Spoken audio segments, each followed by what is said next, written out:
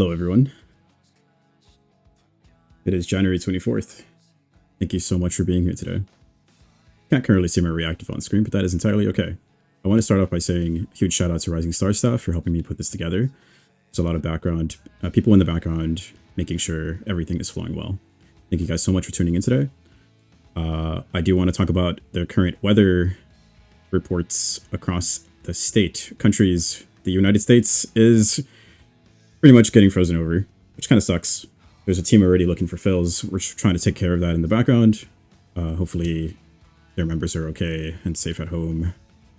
Hopefully not too many power outages today, right? So let's try to wish the best for everyone so we can have a fair, fun tournament. So obviously that sucks and is out of our control. It is what it is. They'll be using the fail ping in Rising Stars, so if you are interested and want to play, by all means, you're more than welcome to jump in. I'm sure everyone's cool with it. We're going to try to do this Invitational today and one more possibly in the making. Quick spoilers. We do have the qualifier stage for the CCRC being up on the 4th, which is like a week and a half away, which is kind of crazy. So hopefully teams can make the best use of today's tournament. Everybody's playing like a intermediate team, a hardcore team, high-level team, new team. There's some new faces today, which is super cool to see. It is their debut as well for some of them in their first tournament format. Let me pull up the bracket real quick. All right. Should be on screen now. So every matchup is predetermined. All the maps are available and known. Everything was known ahead of time, so every team knew who they were going to face, so we can get through this tournament as fast as possible. You can see the maps above. We are in Primal Leviathan if you want to come out and chill here at the Wolves Den. And that's pretty much it. Everything with that purple icon, it will be on stream. Every team will be on stream today. We do have 10 teams, which is super cool. We upped it from 8. And it'll be 5 rounds. After 5 rounds, the top 4-point leads will play in a best of 3. Everything from quarters and finals will be streamed. So that'll be pretty cool. A lot of excitement. Every single team here today is going to be participating or trying to participate in the CCRC tournament. We will hopefully get news on that soon. Kind of surprising that we don't know yet. So if at any point maybe the lodestone, if you just want to refresh the lodestone, maybe they'll let us know because I have no idea. That'd be pretty cool if we already knew. But anyways, without further ado, today's first matchup is Cooling Time versus Chitin Hitters. I will not be doing commentary today, but we have 2 lovely individuals that will be joining us here in a sec. Let me swap over there and surprise them. Yo. Hello. Good morning. Let me fix the commentator section for you guys. The sun is done. What? No, it is not done. It is always good morning. Why are you guys not on my reactive? Should have tested this before. That would have been cool. One sec. What? Yeah. But do you guys want to introduce yourselves? Yes, you are. Sorry. You are now. Oh, hi. Hello. Good morning. Nice. All right. Well, hi guys, everybody? My name is Gitson Brands. I hope well-known tournament organizer, competitor, all-around shitbird. I'm just here to yap about PvP for the rest of the day, and joining me is my buddy Faraway James. That's right. How's it going, stream? It's me, Faraway James. So I've been, a player in this community and a commentator for a while. I have taken a bit of a break from the game, but I'm back. I'm excited to be back with some, great games coming back up. This is Garbreak Nova Invitational. Like, I know there's been a couple of these, and the games are always bangers. So I'm excited to see some folks I haven't talked to in a bit fight it out, and let's have some good games. I'm pumped. Yeah, just looking at the roster we got lined up, I mean, a lot of it is like, got Cheating Hitters. We had Wolfheart, who I know is made up of like several long-standing people. I gotta mute myself on stream because I can't hear myself and talk at the same time. It's just not happening. The auditory flashbang, that one. It is, and it's just like I'm stunned. I can't listen to myself. I don't know how you guys are gonna deal with it, but good luck. Oh, no worries. So we got but, chilling time yeah, on Astra versus cheating hitters on Umbra. Mm-hmm. And, speaking of teams that, like I said, have been out of the scene for a little bit, but, like, these are very recognizable teams. These folks have been around for a while, like, and also with a fairly stable roster, right? So, of course, the Koi and Kuina team is a classic. They're going to run the Paladin Warrior, got the Bard and Picto with them, and, of course, we're going to see Scholars a lot today. And then on the other end, we do see the Finch Special Black Mage coming out, too, which is exciting to see. And I think what's interesting about Black Mage is a lot of the reason you would want it nowadays is to beat out the slop comp, right? It deals enough damage to out damage Astro heals. You get a couple amps on somebody. I mean, they're just gonna blow up. Even if you got your Scholar with Guard Crack, your Paladin with Guard Crack, you can pick somebody and just artillery them to death. Yeah, that's right. And you're pairing it with such a powerful diver as Samurai, right? Especially with those multiple stuns, one on the AoE, the other on the instant button press, right? If they get that Purify quickly, they're really going to be able to drain some like MP fast with something like this. And here we go. Match 1 of the day. We're going to Palistras, everybody's favorite. Are you ready for some games, Gidson? I am, and I'm ready to see how this rule set works out, because I know we're kind of aping the CCRC rules here, where not only are it's like all random maps. First of all, I think Palastra start. I guess we'll find that out during the next set. But also, UAV is enabled. Somebody can be in your Discord watching the stream and making calls, so you can kind of like six-man this. So when I was in the steer for CC 2023, I don't know if I told this story. In our first match, I was a sub, so I sat out game 1, and they had me leave the entire like Discord and like where I could watch the stream, and they just put me in a separate Discord channel until other people showed up and asked what I was doing there. Kind of funny, but here we go. Game number 1 underway. We see the Payon going on to Sylvie Chan here. Very important with your warrior that doesn't have any support. That's for the guard. Finch is going to take a good bit of damage, and Sang's guard is going to get forced as well. Burning resources. I do like going for Paladin here on both teams, because that's their main defensive core, right? I mean, if your entire goal is just to burn down the enemy team, you don't want Paladin able to reset them for free. Ooh, Sang's not quite going to get that pot. He did pop that cover, but that was without guard. He's going to have to fall back and get the other one. Sarah V-Guard stunned up. Do we get it? He's going to make it. Yes, and that's a big trade. That's a Paladin for free over the Astra. They're going to have a big push here. Well, Finch is almost had the commitment there. They will get the claw out of the Picto there as well. Looks like they're going to try to hold this. They will sacrifice the lead. Not too big of a deal yet.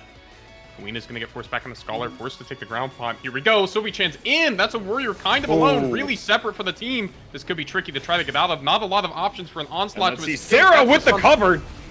That's right. It's a bit of a mosh pit now. It's going to be the cover and burn.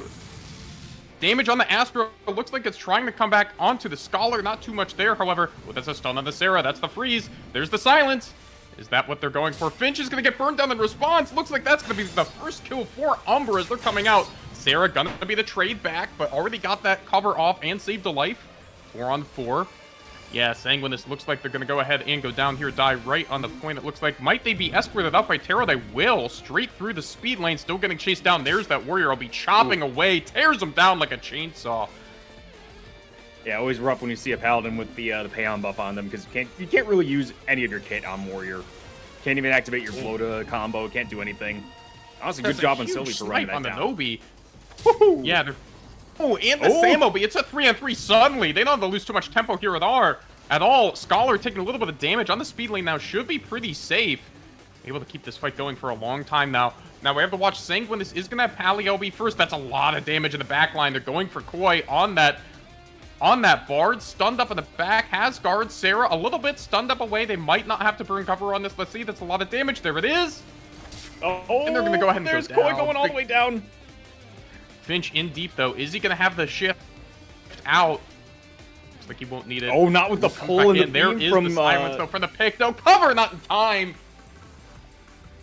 Meanwhile, Sarah, are they going to get the LB off? Barely. 3,000 health. They're going to live it. Sang still holding theirs. This could still be big. Sarah is going to have the fall back. They will have numbers advantage if they move quickly. Miyu Moon is going to go try to get that ground pot loaded back in. Are they going to have to burn any resources for this? No, they're not. Right now, Astra has the gun loaded. The Scholar LB could look to fight back. However, Kuina's stunned up. Silent doesn't go off. This is huge. Dang, with this already popped, that LB has it for another 9 seconds. It's a lot of damage. Sarah Moon having to play this corner, taking it back. Who's going to be the go? They are going to get the Warrior Sarah. response. No Sarah guard, might no not nothing. have too much left in the tank here. Yep. Oh, and Koi is also going down here. This should be the cap for Astra here. They finally break open the defense. Do they get the chase onto Nobi, though? It looks like they're just going for the fast break here. Yeah, I think so. Honestly, I think this is more harassment than anything. They have a Scholar there as well. I don't think they were able to pull out anything like... they weren't able to make anything too costly MP-wise. So they're going to have to play this back corner here, but it's kind of awkward because Koi is still coming up, and they have to turn this corner soon. They're going to blow it in the pally. There's the onslaught. Let's see. Still hasn't committed guard or anything yet. A lot of damage still coming out. There's the galvanize. I mean, that's got to be at least break it. 50% mit on that paladin, right? Oh, yeah, certainly. And Finch is going to fall. That's going to be a great pick here for Umbra. As they get started, Taro probably going to be going down in return next. So this could be the start of the turnaround here. However, look at the LBs. A lot of stuff coming up. There's the scream for the Warrior. Ooh, good scream. Looks like they're committing onto Sanguinius. No, looks like Sylvia's a little Maybe a disconnected bit. from They're that. focused a bit split. That's the Samurai LB on the Kuina. They trade it back, though. Oh, man. You know, that's 2 Samurai LBs from Miyu that have either been for tempo or just not really done much for their team. I don't know about that, man. I know it's why you bring Samurai, but... I think if I had questions for Umbra right now, it's they had a very solid advantage in that corner fight, and then it looks like their focus got a little bit split. Partially, I think, with the Warrior chasing onto the Paladin. Oh, it's Finch pulled in. Let's see, can they do anything with this? There's the Samurai diving in. That's a big stun on the Sarah. A lot of damage. The Paladin might go down. Ooh, that's huge. Wait, that'll be up to Sang with his thing to put this game away right now. So much damage up to the Scholar. Burned down. That's 2 down before you even blink. Koi stunned up on the point. People are falling fast. Now they're into cycle mode. What a great engage from Astra. Yeah, now no guard from either Sylvie or the Bard. They're going to go down. Nobody's cracked. That's got to be GG right here. Yep. A clean wipe what a on closer. the mid-fight for Astra. Puts it away. Oh, man. You know, with the burst meta not being too relevant anymore, I've kind of gotten sloppy with my guard calls, but that, at the end there, that was all just who used guard, who hasn't used guard. You just kind of go down that priority list. You knock them down, man. It's always good to see. Yeah, that's right. And I was also really impressed with how they, how they were able to find picks before big buttons went out, right? When they were able to catch that Paladin before they were able to LB. Because if they get that LB off there, the fight just kind of pauses for a while, right? They can recover their health, they can cover a swap, right? Like, things like that. They will have an LB advantage later, but, like, that really stops the tempo. But when that Paladin falls, you lose the crack, you lose all of that defensives, all of a sudden, you're feeling a lot less stable on point. Of course, a Warrior can stand there for a bit, but without the backup, it gets a lot harder very quickly. So, very good on killing time there, able to find the pick.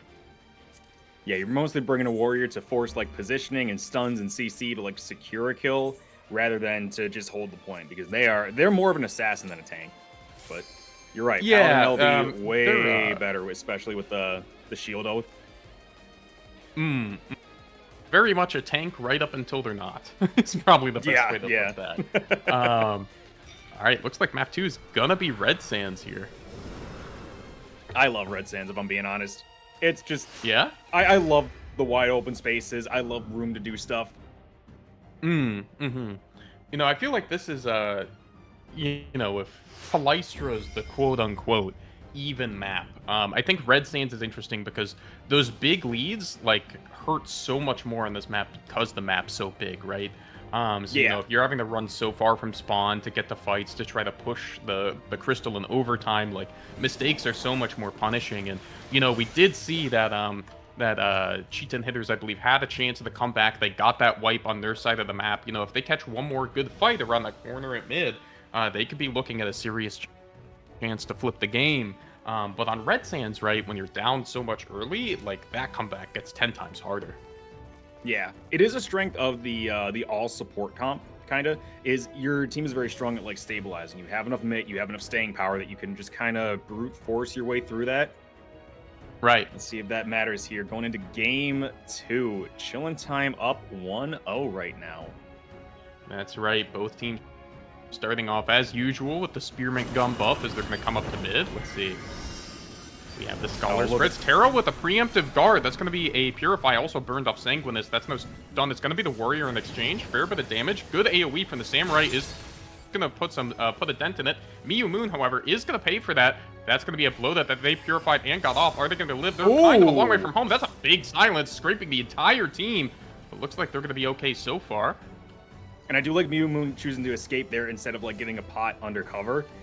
Very good way of getting your Paladin out alive at, well, you know, letting them do their job. Here's Azar Khan broken on the point right now. Is going to get run down. Yep, Sang with no cover. Yep, so that's a trailer warrior for the Scholar. Yeah, that's a guard break onto Sarah. The damage is there. Everyone's looking. That's another Purify. That's one more heal you can't use. They are going to be able to find the Paladin on the back end. They will trade it back. However, look at the Crystal right now. Our good friend Kawina walking it. That's a free touch. That is like, as much as I may not like Scholar for the guard break and the heal down, it does a very good job of just being, hey, here's my buffs. You guys go get them. I'll take care of the point. It's very NA friendly. Yeah, that's right. And they are able to find the cleanup onto Kazara. And of course, you know, with the tempo of having to run away, they really didn't lose much at all. That Crystal priority really paying off as Sylvie Chen leading the charge back in the mid. That's the blow onto Miyu Moon. That's a lot of damage quickly. They do get that guard off. However, are they going to grab the cover? I believe they do. That's right. Miyu Moon is going to be escorted out. Yep, there's the cover from Sanguinus. I'm sorry. Terra will be able to get the ground pot, however. But, there's a scream onto Sanguinus. Maybe they're trying to get him before he gets his LB off, but he's on the speed lane, has a pot available. He's going to be able to get out of here. Yeah, he should be here. How much are they going to invest? They're still sending too deep, running him down. That's going to be the kill, it looks like, shortly here. Oh, wait, that's a shield? Oh, close. Almost able to make it. They do trade it for the Scholar, though, and, you know, they do give up some crystal pressure here. You know, that is Koi getting run back into the cave as it were. Oh, pulled back. That's a nasty blow on my screen. Almost looked like they went through the wall. Surely not long for this world. Finch is there. There's the cover from Sarah. We'll get the pot out. Oh, almost dashed out in time for Koyaki. I'm just going to start calling him that to not get the pot off. A little greedy from Sarah. That pays off. Here. That's right. They are able to stabilize the position a little bit. Of course, Warrior able to hold in that circumstance just a bit. Okay, Miyu Moon's in deep. That's the Purify onto the Scholar. A lot of damage. There's the guard. I believe cover's still down. It's cracked. Oh, wait, that's the OP onto the Warrior. Not quite gonna get it. Now getting that healing up. It's the Samurai and the Paladin fighting in that cave. Kawina right there, though. They're not going to be able to convert any kills. Nobi is going to be the recipient of the guard on Umbra's side there, as well as they will walk it back towards the 50. Sarah forced to stand on it for a bit, trying to stop that cap. And there's the LB. Doesn't stop that touch anymore. Sanguinus is going to launch theirs in response. Let's see. Kavar is taking the range damage from the Paladin, but in general, this could... Oh, wait, there's the Scream Sylvie Chen going in. That's a lot of damage all of a sudden. Needed that for the healing. Oh, Sarah, this crazy cleave. That's so much to cover. Not going to do anything either. Sanguinus hanging on to their life. Looks like they're going to be fine getting away from Koi. That's a huge 2 picks for Astra. That should crack this game wide open. Oh, it will. I got to say, I love the cleave answer to how much mitigation you have and all that. Just double up your damage. Hit 3 people. Why not? That's right. Blow the entire team up instead of one person. It's a little bit of a battle of attrition. Oh, a little bit? All right, Sylvie's going to go in. That's going to be stunned up. Oh, wow. They find Finch in a hurry. Miyu Moon also taken down. Speaking of cleave, great stuff. It's a 1-for-1. However, a lot of Astra forced off the point right now. Still hunting them down to the back line. Miyu Moon having to run for the hills as well. That will take a little bit of pressure off the Crystal, but they're not quite able to find a conversion yet onto Sanguinus, who is standing there just holding the Crystal up. They do eventually find that kill onto Miyu Moon. They're coming back, trying to collapse onto Sanguinus. Has that LB. Are they going to use it to stall, though, or are they going to look for the reset? It will be the reset. Man, I do gotta say, normally I'm not a big proponent of the double tank chase down, but Sarah and Sylvie, every time that they've gotten a good pull or they've gotten a good chase, they're giving their team a huge advantage. because the rest of the team is just able to stabilize the point. They can't actually die, you know? That's right. And this, okay, it's going to be Finch initially. There's the jump. They are able to take that fight right before the corner. Sylvie's going to pull in Taro. Is that going to be a look? Not too much, though. Looks like they're going to be okay at range. However, Sylvie-chan paying. Oh, Umbra! Someone Umbra on the point! That is the cover. They are going to be able to make it out, though. That is going to be the pick onto Koi. They are going to have Paladin LB in a moment. However, there it is from Sanguinus. They will find the trade on the Finch first, though, which is huge. Sarah Vigart forced to guard. Still needs to get that LB. Got to watch them closely here because they're going to want that in a hurry. The Warrior's going to go ahead and scream. They want to hold a little bit of that pressure, be able to... Everyone on Astra got screamed there. Wow, that is big. They're having to run for the hills. This is actually a pretty good spot for Umbra to make this comeback happen. They have the Paladin LB advantage. Miyu Moon is just...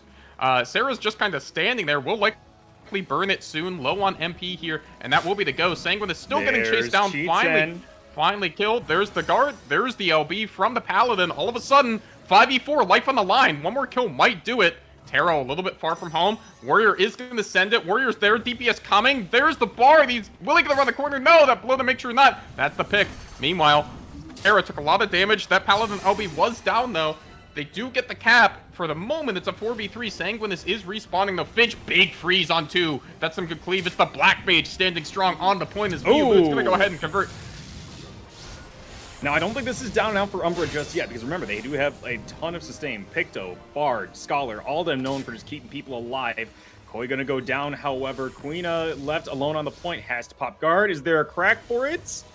Doesn't look like it, but Nobi getting cleaved when they're going up for the switch from Queena. Oh, no! Just a bit early there on the dash in. Gonna eat a bit too much damage. Nobi going crazy. However, it's not quite enough. That will be Astra taking the set here. Oh, man. Yeah, it just hit them all, man. That's the only way you're going to break a team like that. I was wondering if we were going to see a guard crack onto the Pictomancer there to kind of end the set, but just hit them before they can go into guard, man. Yeah, that's the thing. You know, timing the swap is always so fraught, right? Because of course, in overtime, if you're not there, the game ends, right? Or if you eat a stun well off the point, that kind of thing. But if you go too early, you might just get cleaved and you can get swapped on so quickly. So Astra really taking advantage there, doing a very good job. So that will be our first set of the day. Yeah, what a great way to kick things off. It was good. It was very good. I'm glad to still see so many friends of mine just still putting up numbers, just gaming, man. It's awesome to see. Gaming, having a good time. Yeah, I mean the scene has been very consistent for the past couple of years. I think Squires might be the only thing that was remotely disruptive or added in a bunch of new things. Obviously, with the CCRC, we are expecting an influx of players we haven't heard of. I think that happened during the Community Cup when we found Gregor Holmgang as a part of that.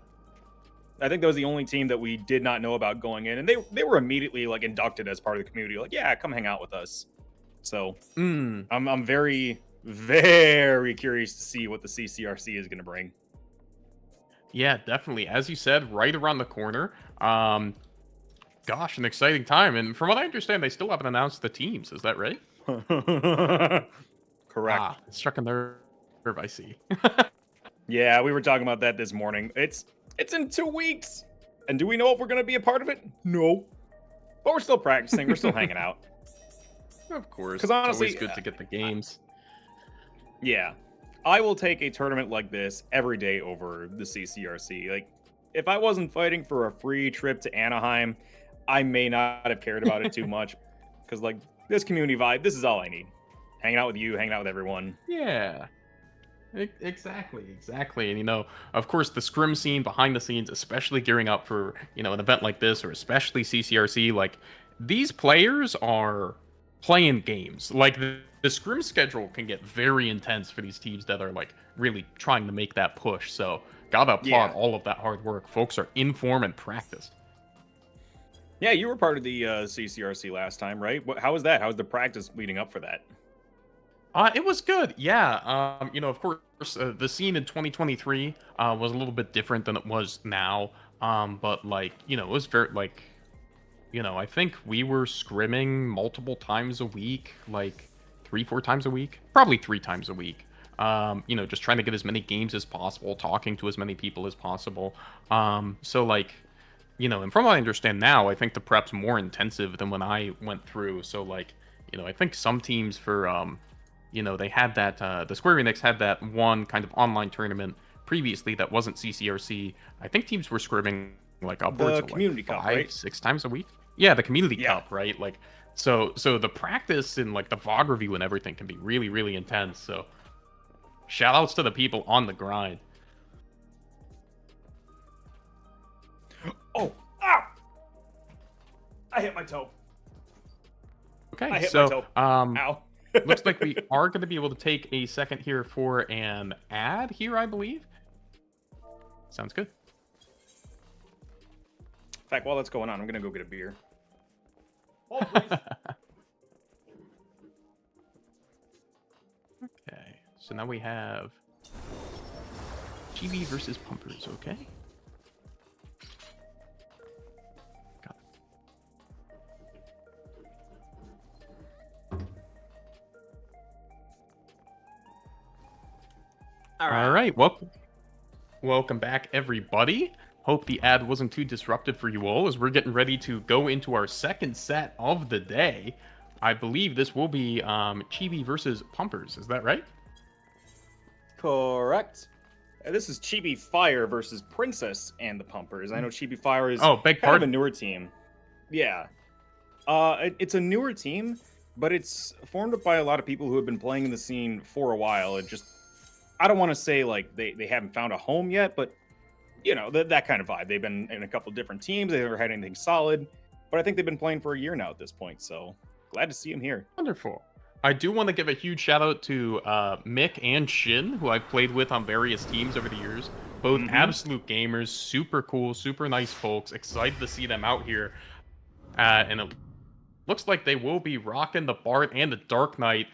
You know, kind of a classic looking comp there from them, as they will be facing down their opponent here. Who is going to run? Ooh, the Dragoon and Monk. Oh, baby. Is this like the burst meta again? Oh, yeah. We were scrimming against Chibi Fire last night and trying to do this kind of like huge support comp against them. They are a very good wall, the Chibi Fire is. It wasn't until we switched to Dragoon that we saw any kind of offensive progress. So I think a lot of this here is going to be on Orpheus and Key to really sync up their burst, make sure we're getting good meteor drives, make sure we're getting good slams. I believe in them, man, but I think this is going to be a really good match. Yeah, it's interesting. So they will have that Bard boosted Monk LB, which is going to be coming out lightning fast, right? So they want to try to build that up. An early death to the Monk is going to be really frustrating because it's going to put that press this button to kill someone timer earlier. And of course, Orpheus, you know, when you pick the Dragoon in a meta like this, you know, the proof is in the pudding. Is Mix going to come in? That will be the Plota onto the Paladin, kind of behind the wall. That will be a Purify to get that stuff off. Wait, here comes the Dragoon damage. It's gonna be the burst. There's the Warm Wing. Oh, wait, no, it's on the Peregrine. That's a lot of damage. They don't have a Pally to try to save him. Lots of heals coming out. They are going to be able to make it okay. So that's 2 blows exchanged and doing well so far. The Paladin behind the wall is going to go ahead and get pressured, but they are going to be okay so far. Okay, the jumps onto Mick, who's going to be able to get back around the corner. So far, this the damage not quite able to be fully synced up. They did have a good go on initially, but weren't able to find it. And I think that's going to be a huge advantage to Chibi Fire here. Obviously, if your burst isn't online, you're not making any progress. But Chibi Fire's comp is able to just slowly burn people down until they're dead. And they may be able to do that to Peregrine here.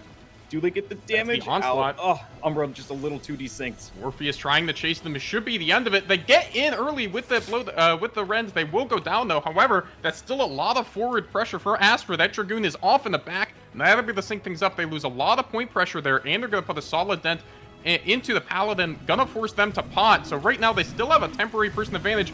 Looks like they're gonna be looking for the Scholar here. That's the suck for Mick on point. So much damage. Are they able to keep him alive? That's the guard. Paladin should be coming back soon. Oh, that's a cracked Wang. Oh, but good counter send onto Valin. They just exploded on the point there. All right, Monk has LB. All eyes on them. There's Dragoon up, chasing down onto the point. It's gonna be Mick. Lots of damage. They're able to make it happen. 2 for 2. However, there's a 3-on-3 still. Peregrine getting hit up. Oh, let's see. They are going to be running for the hills here. Paragon likely to go down. They are going to go ahead and drop that Picto LB, get them the shield to make it out. Looks like they're going to be okay. Send Noodles taking some damage. And we are 4v4. They are kind of close to that point. Again, Chibi Fire is able to just burn people down, but Theo, with the Paladin LB, might be able to stabilize their team. That's right. Looks like we're still looking for a deep. A lot of those DPS are back for them. They're trying to run back around the corner. Is the bomb going to help them? They are going to eat the bomb damage. So low. Yep, they're going to go down. The Monk and the Dragoon doing some good hunting there. It is going to be a 4v5. The bombs might put a break on the push, though, which is a little bit unfortunate. Mick is going to be up on the point, playing that corner around with the Dark, trying to be a hard target. They are going to go ahead and peek it. That's right. Okay, there's the Salted. Oh, and there's wow. the pre-pop on the LB. Yep, good decision. That's right. Huge and the counter send onto Theo. Meteor drive onto Churu. Excellent burst by Princess and the Pumpers. That's right. It's going to be the 4-on-4 again. There's the Rent. Gonna catch two. That's going to be the Monk and the Goon. Okay, Goon is up. Got to be careful here. Who's going where? Mick is going to be a good target here. Gets around the corner. LOS is it just fine. They are still going to be the send. Mick gets the pot. That DPS duo is going to have the fallback. They do have Wormwind, so who's it going to be going on to? Oh, Peregrine with no guard. Out of this guard. There's the prep. There's the damage. They're going to send Noodles instead. Peregrine doing a great job of keeping that LOS from the Dragoon on the speed lane.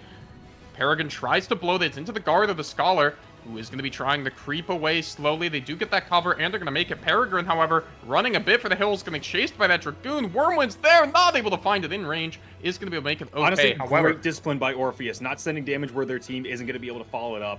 I'm not sure if the Wormwind will be killed in time, but... Oh, you love to see a little discipline in this game. That's true, that's true. They are going to test... Oh, there's the go. We'll get the roar onto a couple. They do find the Monk instantly. Great stuff there. That's a huge threat of Meteo neutralize. They don't have too much forward pressure to anyway. There's the damage from the Dragoon. It's not too threatening. They are going to be following that Paladin down. I mean, they do get the Wormwind off, but still, everybody, the defensives are in time. That's the guard crack on the Scholar on point. Not too much doing there. Orpheus will get a good scream, but right now this might just be cycling time. Oh.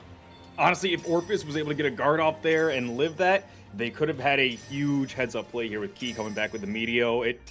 We could have been seeing some stuff, but another timeline, maybe. Now, here is the question for Umbra. They almost have Exodia. How many do they have to burn to get Crystal Advantage? If it's all 5, honestly, the comeback's going to be dang near impossible. So what do they spend and when? Mick is going to have the LB forced out. Here comes the damage. There it is. Jumping in onto Send Noodles is forced to guard. That's just about everything. They are going to be able to convert that into a kill on Peregrine. Churu also quite low. Kind of chased by the Paladin, but should be able to get out okay. They still have that Paladin LB in the pocket, which could be a key stalling tool. Send Noodles will go down, but it's a 4-on-4 for the moment. There was a very awkward moment where the cross section of that bomb was immediately on the point as overtime was hitting. Theo with guard able to live that, though, is huge. Actually, could have ended the game right there. So they do have that Paladin LB. That's the key button here. However, they do have the stalling tools on the other side. Okay, there's the Bloda. Looks like they kind of want to force it here. There's the Scream. All right. Oh, it's deep on the Orpheus. They find it easily. That's a huge pick. Paladin not able to do anything. A great target swap to come around the corner on him. Theo getting low. There's going to be the burn. Okay, so they're trying to live out the man advantage here. But let's see. They don't have too many tools in their arsenal. They do have Meteo coming up soon. Are they going to be able to escort the Monk to get there in time? Scholar will be also close as well. Are they going to be able to get that's a huge lead of the two. Here? Needles forced to guard. That might be it. Oh, with the crack too. Oh. They have to find a play with Meteo here. Churu is guarding on the point. There it is. It's going to be onto that Picto. They are going to find it. However, that Dark LB it was that Meteo drop was so scary too. It looked like it barely got the kill on the Churu. That's right. They are going to be able to get the Scholar who's creeping back around the point there. However, they are going to be able to follow up healthily. It's still a 4v4. Mick holding on to that OB. They are looking for the Paladin. No more LB. There's the crack. Surely they will be going down. That is it. This death ball from Astra is looking effective. Again, they have the Dragoon LB. Can we talk about how Azuriel is just holding the point there, making sure that there's absolutely zero progress, staring down a Dragoon with no fear. Just keeping it so the rest of the team can get that off-point chase. Oof. Who are they looking for? Is it going to be Peregrine? It is. That's a close-range home run. That Dragoon LB will escort them to the touch, but is it going to be enough to try to get the cap? Oh. Wow, they are sending Send Noodles so far back. Orpheus just trying to bully the Scholar enough on point. There is the cover. No deaths yet. The Monk almost has LB again, too, which is kind of critical. Point, trying to survive. Oh, and there's the plunge on the Valiant Wang, and the stun is going to be enough to kill him. It's on the Peregrine. Got the guard up. That's still so much damage. No mana, no nothing. That should be it. In the corner, that's so much healing. Oh, they find Said Noodles as well. So they need the... Oh, there it is. They're going to go ahead and send it on to the Picto. Oh, 57 health. They do find it. However, the Paladin goes down pre-OP. That's going to be a big problem.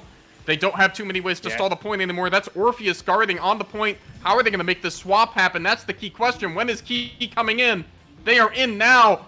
Tries to get pushed off. Good Purify sticking onto it. Orpheus running for their life, trying to make it out. They're low. There's the backflip. They are going to make it to the pot. Meanwhile, though, who's going to come for... Oh, it's the Scholars there. However, pull back on point. Watch the cleave. Monk is going to go down. That's not too bad. They're almost here with Paladin LB. That's their win con. Can they get there? Can they stabilize? Can they find the fight? They have Goon LB as well. It's going to be this Valiant Wang getting hit with the Bard LB. You can't really stay alive too long against Scholar. It will kill your resources, especially with the Bard. Oof. And there's Orpheus going up and off again. What are... Scaring the hell out of me, man. Make sure someone's on. They got bloated off. Oh, that's the scream. That could be a big problem. Finally, they dropped that Pally LB. This is going to be a problem. They don't have too much kill pressure right now, though. They are going to have to try to get that Scholar back. Wait, here's the big dive. Oh, beautiful burst on the field. And it is just a slow burn at this point. All those respawn timers on Umbra are adding up, man. We've got another minute before the game increases that again. Oh, it's going to be a rough job, man. Yes, that they are.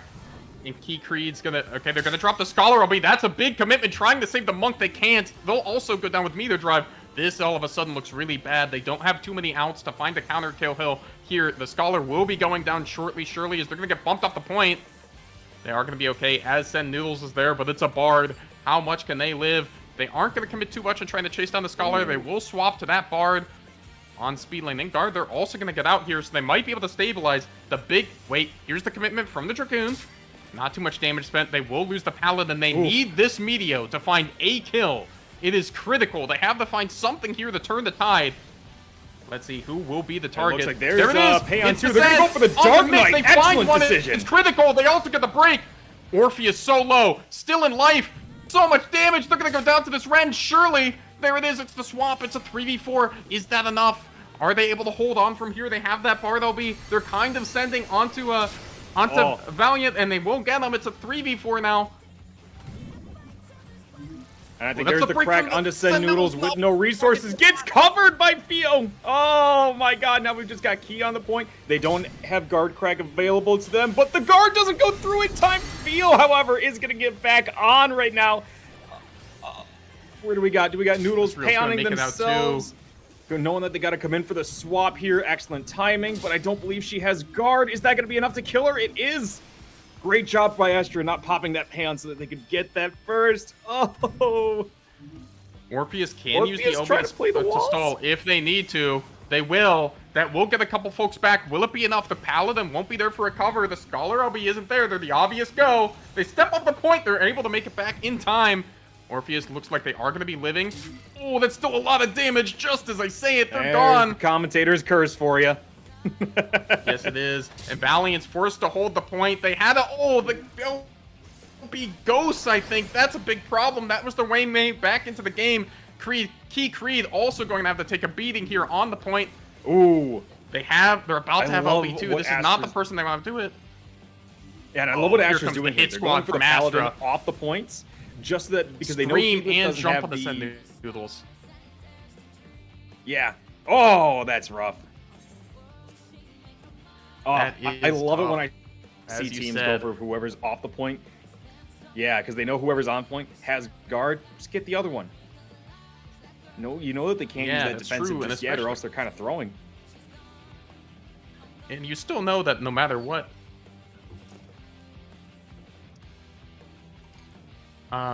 So, you know, as we kind of, sorry, I lost all train of thought. Go ahead, Merlin.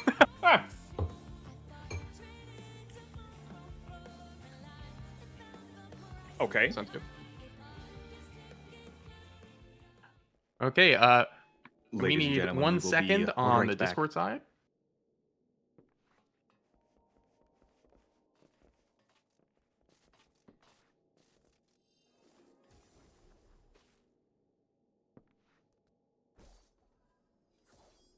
Thank you.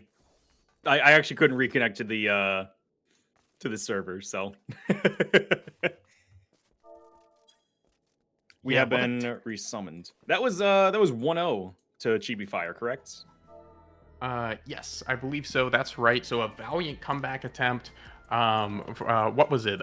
Princess and and the Pumpers. Princess and the Pumpers, beg pardon. So, you know, they kind of ran the Dragoon and Monk comp, trying to get those really quick picks. But I think Chibi Fire did a good job of beating them to the punch on a lot of those. So I think they were able to correctly identify like where Princess and the Pumpers' next opening was going to be, right? So, you know, they have the Monk LB, so obviously that's going to be critical into them finding that pick, and also just to answer back accordingly. I also thought they did an amazing job of playing around the Dragoon. You know, they were able to find that big LB kind of at the end of that first fight, but since then, they were able to play around it well, and weren't able to give them too many good openings to try to set something up. Right, so I do want to give big them cleaves, big the props. Starcross or the Wormwind in neutral, obviously avoiding Right. the big scary LB. And I think what Chibi Fire did too is we're talking about how good the Pumpers' burst potential is, but Chibi Fire was doing an amazing job just getting those like near one tick bursts, and then you throw on Scholar Guard Crag on top of that. It's just what do you do, you know? Yeah, exactly. You know, one side has more reds, but like we're seeing Chibi Fire just execute people so effectively too. All of that paying off really well. Mick also going crazy with the cleave too. Set up a lot of plays there in that last game. Let's go, Mick. There was a meme I put in chat that I can't reference, but we're going into game 2 here. Astra up 1-0 in his best 2 out of 3 set. That's right. We are here on Clockwork Castletown. The Deadbeats have never lost on Clocktown as we're getting ready to go into... why are you laughing? Why are you laughing? That's very true. What is that? Oh, no, it's just a true fact. So anyway, here we are for game number 2. You know, I'm kind of interested to see where Umbra, how they choose to play this. Because, you know, going into a Dark and a Warrior through mats, that is scary. Like, that is painful to run into unless they have a big commitment, right? Of course, Orpheus can hit a big cleave with the Wormwind and stuff. But I'm kind of interested to see, you know, are they going to go side door? Are they going to play it a bit more passively from the corner? Some kind of split. Here we go. Looks like they are going to be taking that side door there. That's right. Let's see. And you called it here. Chibi Fire going straight down the middle, knowing that because they're comp, they're allowed to. Oop, there's the blow. Get the it's pull. onto the Monk. Let's see. Is this going to require Paladin intervention? Not quite yet. No, everyone has kind of learned you don't jump that corner needlessly, especially if you're going into a huge cleave comp here. Now, you know, you have to watch this elbow. There's so much cleave with the Warrior and Dark Knight if you fight up in, like, kind of the elbow of that corner turn, right? So you want to take the fight a little bit deeper if you're Umbra. Okay, they're going to force them in. It's back on the Key Creed. That's a silence. That's a laser. Salted can go off. Can they get to the pot? They can. Still getting hunted down by the 2. They might have the swap targets. No, they double down. Warrior's going to go ahead and come in, and Onslaught. That's going to be the cover forced. However, not too much damage coming back out the other way. Okay, they are going to send a bit onto Mick. Might be the go. Has the door to get out if they need it. Gonna go ahead and take it. Won't be getting chased either. Back onto the point. The Send Noodles is going to get a bit bullied. However, Peregrine could be found in kind of low. Send Noodles still getting sent to the back line. Oh, that's the guard. That's going to slow them down. Giroux and Vlin are there. Bam, bam. That's going to be the first kill. Yeah, Theo's not able to help them out there. They're a little too busy on the point trying to stabilize it. Good hunt by Vlin and Chu. That's right. And there's the Meteor onto McJawl. Is that going to make it 4-4? It barely does. That's right. However, the counter go is onto the Paladin. They're going to get bloated. No potion for you, my friend. That's going to be 2 quick picks, and that's after sending oh, wait, there's the Scream. No brakes on this train. Hunting him down. They want Key Creed. That point just sitting there. Chop. Chop, chop. There's the chainsaw spinning, looking for the door, bloated back. No way. That's another great pickup for Chibi Fire. And that is going to be a huge stagger advantage for them with Keyleth going down now. Oh, my goodness. That's right. So they do have, you know, what's scary is Mick's about to get the OB. They're going to go ahead and pop the Bard one now. They are going to be staring down the barrel of a couple, but they have to try to find some. They have to use the Scholar to make it to Paladin OB and then convert big on the Dragoon. So let's see. There's all the defensives. Picto OB already giving them so many shields. Such a scary fight. There's the Scholar OB on the other. There we go. That's a lot of damage onto the Paladin. They need them to get to OB. They do have it. Are they going to force it? You know, no, Theo has no mana. They can't purify. At 60,000 health and with LB, Theo is going to get burst down by Chibi Fire. Holy, what a commitment. Huge play to deny that. Mick will get the LB off as well. Slowly, Umbra looks like they're running out of options here. Mick going to beat them to the punch on the potion. Valiant running for their lives. I don't think it's going to be enough. Orpheus throws out some damage. They do get Azrael, so they will get a bit of a push, but watch out. This death ball from Astra's coming back. Who's it going to be? You got to rip that LB. Oh, it's Key Creed. That's one purified. They got one stun off. Oh, so low. Not able to dash. Oh, it's kind of a strange ghost to LB2. Peregrine, however, does get stunned up. Watch out, Samurai Man swinging the blade. Wait, Peregrine. Oh, they are going to be making up just barely in time. That's close. Okay, Umbra is almost finally going to rip screwed over by the LB. animation lock.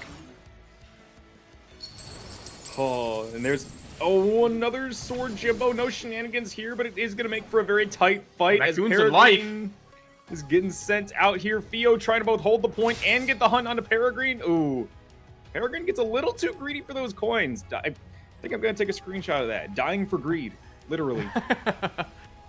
But I like how Umbra played that, right? They knew their out was that Paladin LB. They were able to wait until they got it, then find the play second. Right now, though, Astra still able to loosely play the point. They are applying some pressure to send Noodles, who is a bit separate. It's them and Orpheus, but Orpheus won't be able to do too much. Azra are going to try to get out now. Let's see. They have buttons. Who do they want to try to send? Mick standing on point. Azrael still taking a lot of damage on the backside. They are investing a lot to get that kill, which they will get. Now let's see. Astra Orpheus still holding popping fire. LB here. We see No guard on the pally. Guards out from the blue team. There it is. There's one purify. They're going to be Churu does fine. get broken right before the slam hits down. Good job by Valiant Wang. That's going to help him secure the kill here. That's right. Astra able to keep fighting. It is a 3v5. Want to see what buttons they can take away. Mick looks like they... Oh, they do get the LB off. All right. They're going to keep running this one. Currently in the Salted Earth. Gets that spin. Gets that health back. However, Peregrine will be going down. I do like Wang not choosing to use a potion under that cover. Knowing that the rest of their team, they just need his support right now. They just need some buttons to win. And we love seeing a little bit of thinking around these pots. That's right. And I do think this is a pretty critical point here for the game in terms of like comeback potential. They have their Paladin and Scholar LBs. Valentia still isn't up. They probably don't want to engage too early compared to that. So, you know, they will have a moment. It's going in. They're popping their guard. I think they're going to go on to the point with a suck right here. Well, that's right. They don't want to give the touch for Ree. However, they will find that pick. That's still big. It only costs the Scholar LB. Wait a minute. Comeback alert is on. Lots of damage on Send Nudes in the background. Are they going to get them? That's the pull. The snowman will melt, sadly. Off point there. It is a 4v4. However, Orpheus takes a lot of damage. They're not in life right now. They do have LB. They do get guarded, and they're broken. And there's Churu popping guard. They're going to make a prime target during this next encounter, especially if they go on the point like that. Uh-oh. Valiant Wing so low, getting hunted down by Peregrine. Does get a pretty big heal off. However, Mick there also to secure the kill. The Picto will send it. Still a 4v4. They're getting close to the cap, though, which is critical. They have... There's the LB. There it is! Oh, Meteor! the Meteor! Down! Oh my god, what a Peregrine! They still have Pally LB. It's a 3-on-4. Pushing for the win of the game. The Monk is going to be able to get out through there.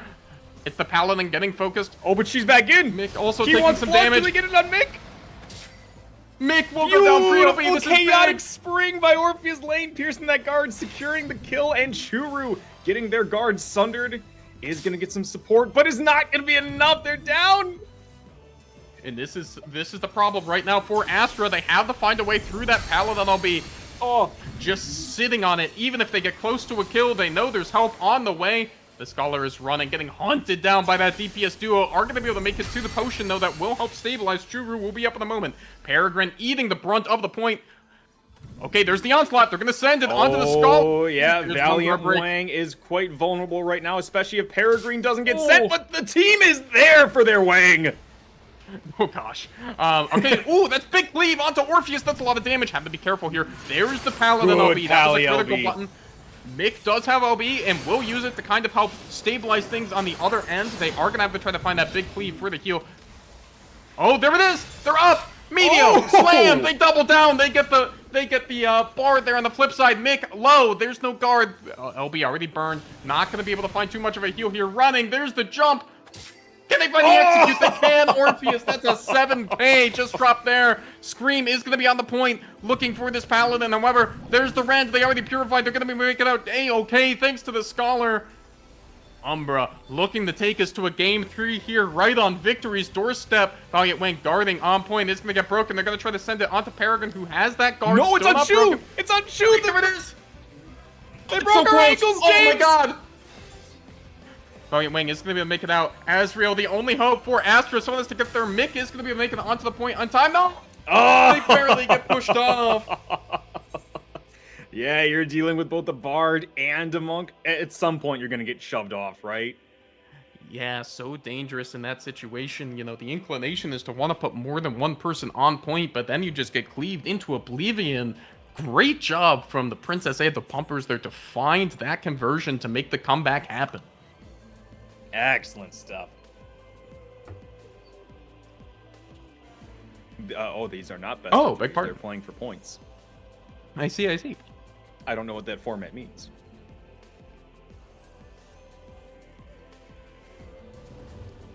Understood. Okay. So a handshake there from both teams. They'll both leave with 1 point each. And that will bring us, I believe, close to the end of our round 2 here of this tournament. So a cool tournament structure, and, you know, Merlin, you can correct me if I'm wrong. This isn't quite a Swiss or anything like that. That's more 5 rounds, so still not quite a round robin for gathering these points that will kind of lead into a total. Is that correct?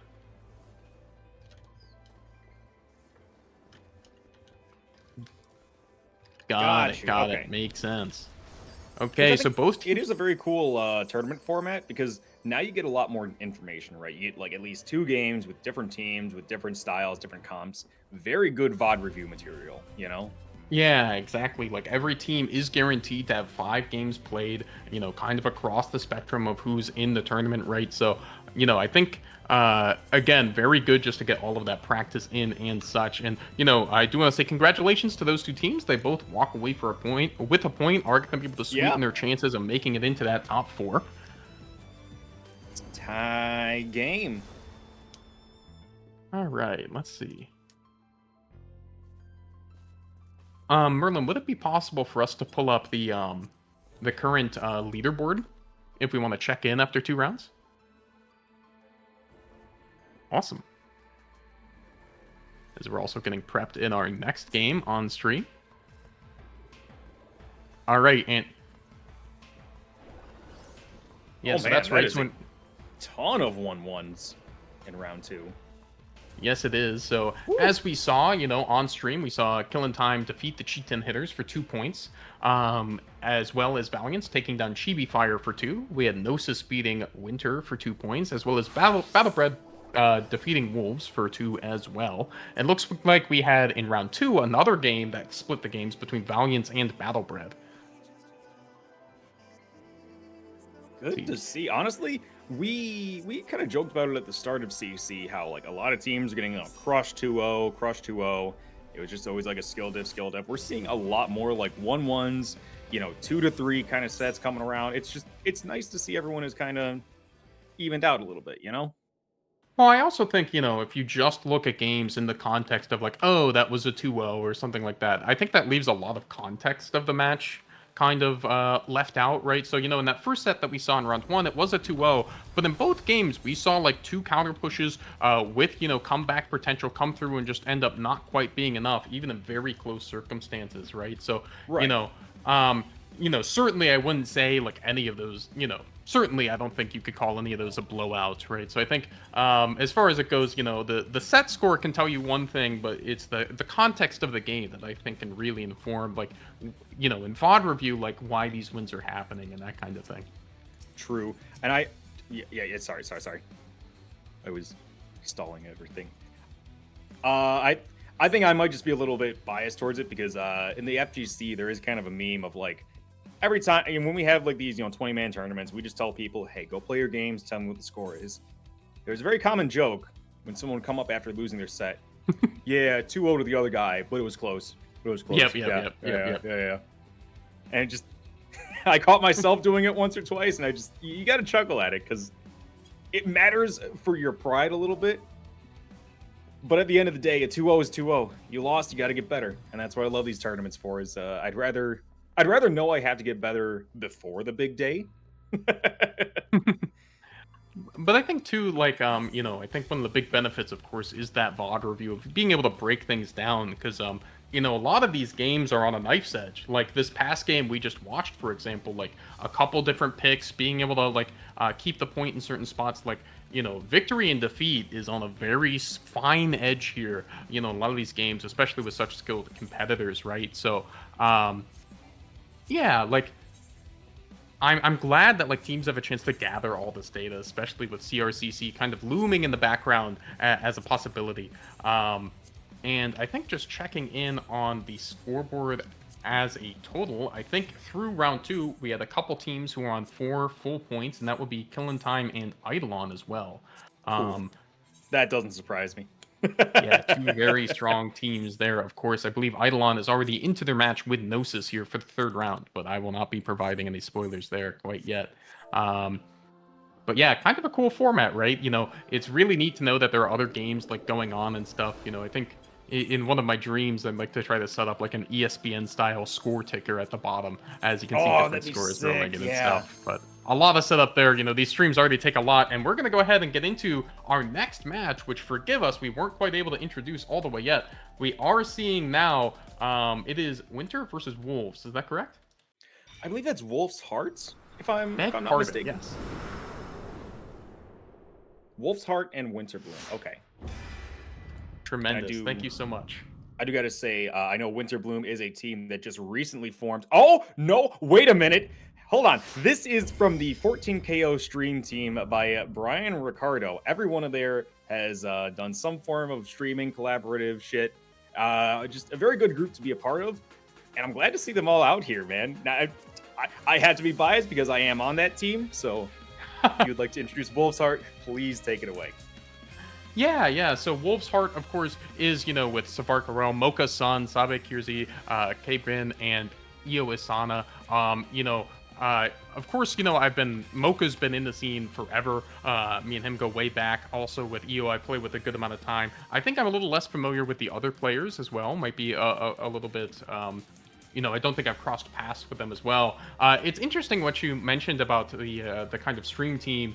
With Talk and Rashiel, I've played with them a lot in, say, Tamari Customs, for example. So, you too can find some good games if you're looking for them. There's all sorts of pickup stuff going on. Here we are. Mocha running straight in. That's the blow and the onslaught onto the Dark Knight. They're going to take a chunk. That will force the cover. Early one from Talk is going to prevent a lot of that damage. A good bit of cleave coming onto the Scholar. However, Mocha might be paying for that. We'll get back around the corner as Talk will go down post-cover. The Red Mage still sticking on them. A bit of a slower time to kill there as they're in deep. They have to be careful. Do they have Thorns up and available?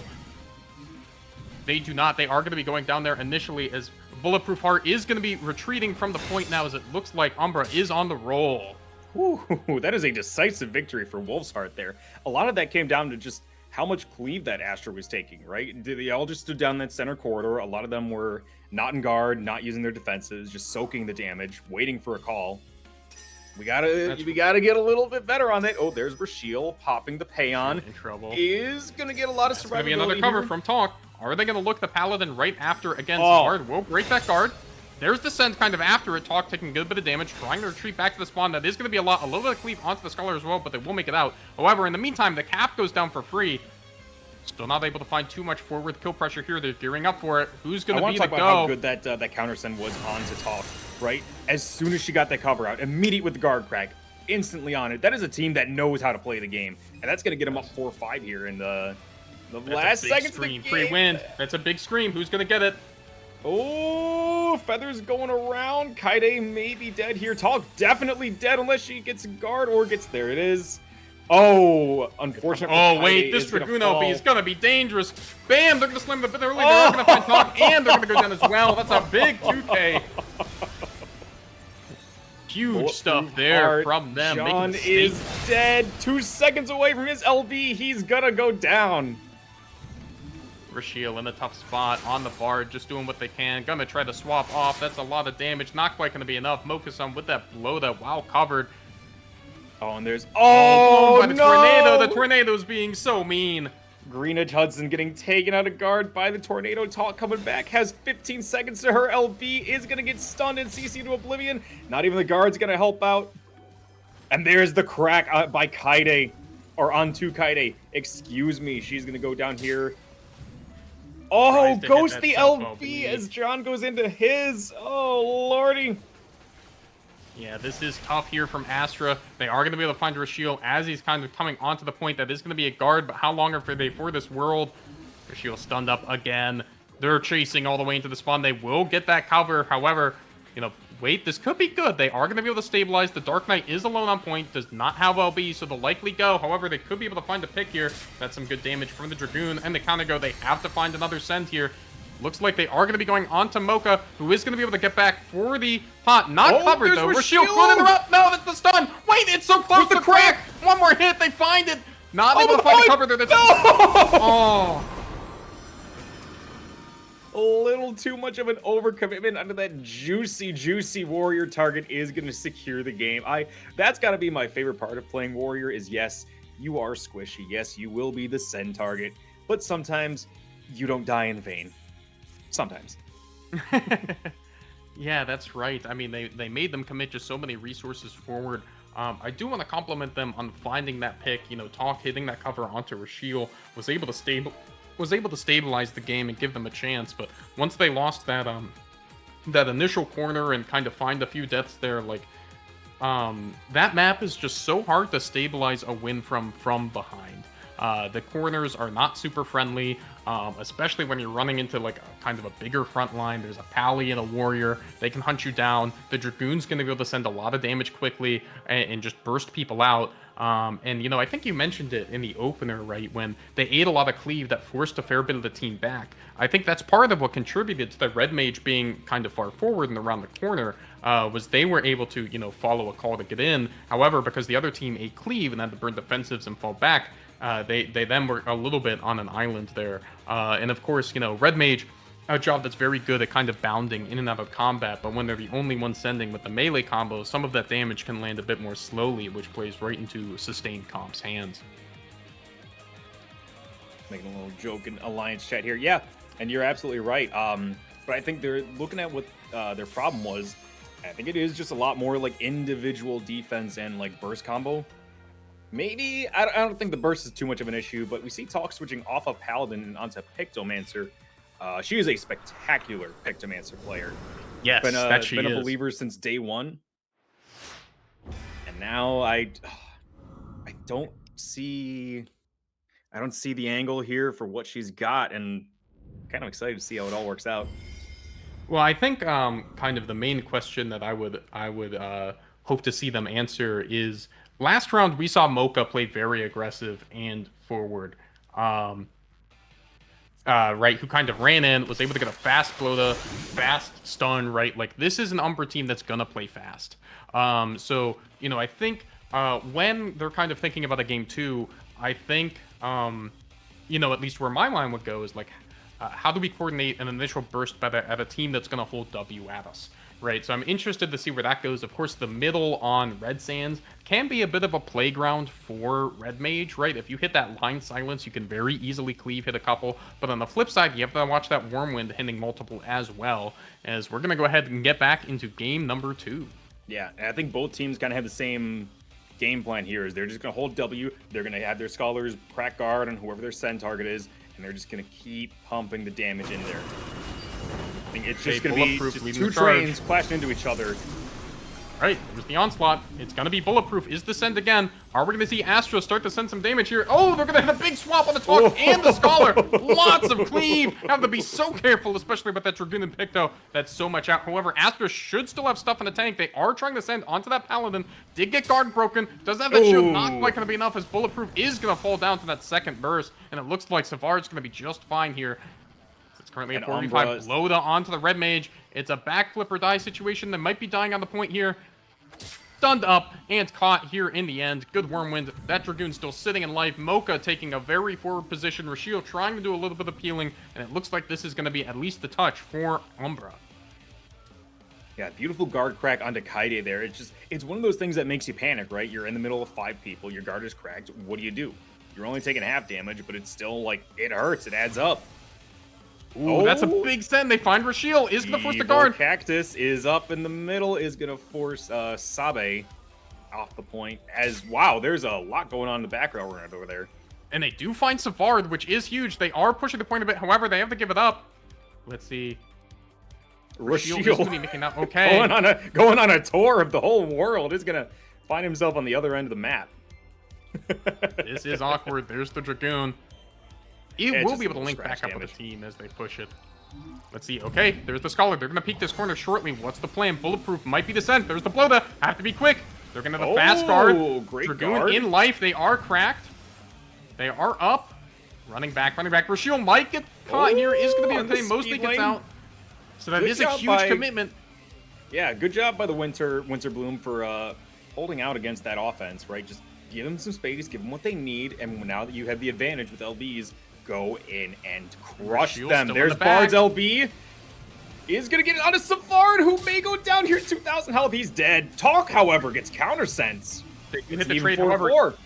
EO very low as well. That Paladin LB won't be available. How they will have it on the flip side. Mocha is going to go ahead and scream, trying to be a menace there as they're trying to coordinate a way out. Wait, there's the dive for the Red Mage coming back in. Still sending. Have to be very careful here if you're both parties. The Red Mage is going to be able to get the heal off of that as they're going to find their way back. Meanwhile, EO will be able to make it out through to their cave there to get that buff as well. So this is a very specific. Oh, that's going to be one stun. Oh, let's see. There's the right, there it is. It's on the Kaide. Red Mage is squishy. That Wormwind's going to find it and clean it up. Then Savard is coming out with the Paladin LB. They're going to try to make it work 4v5, and they'll answer with a quick kill. Beg pardon. That is back onto Bulletproof Heart as they're going to be on the hunt now, trying to make their way back and finish the cap they start. Luigi managing to get back to the point. Is getting hunted down by 3 members of Umbra. As a little more trouble. There's the onslaught. Wormwind is going to hit the guard. That is going to be a silence. It's a couple. However, where do you go? If you get forced into the cave, that's going to be a problem. They're not following. So this is going to be tricky. They're so far from their own point. It's about to get captured. Ooh, Rashiel parrying the antlion there is going to have to use double Purify in order to survive. And is running away from his team. May not be able to live out of this unless he the rat god of the century, Rashiel. And that's a silence on the Mocha. That is the guard crack. They can't try to find something back. The Dragoon is jumping in with damage on the Bulletproof, but it doesn't look like it'll be enough. That will be the LB. Mocha's sitting around the corner. Oh, and they do find Talker there around the edge there. They did give up the cap. It's still a 4v5. Mocha's still very low, still kind of in. There's the cover. Gonna block a lot of the damage there. That's gonna be a tough one to recover from. They need to wait and reload. Meanwhile, Rashiel in the back will finally be going down. This is tricky. Still a 4v5. There's the scream from Mocha. The best defense is a good offense on Warrior, dropping the damage. There's the blow, the damage in. That's one more pick over the Umbra. And now let's see, does Umbra chase down Kaide? No, they do not. They send one person to go make sure that she can't pot, and the rest of them are just going to focus around the point and getting this juice, which huge advantage here. That's going to allow Savard to get his LB for this final push. That's right. They're just going to be powering up, and this is not a corner you're going to have fun turning. That's going to be Talk out in front. There's the onslaught. There's the damage. There's the guard. No crack coming in yet.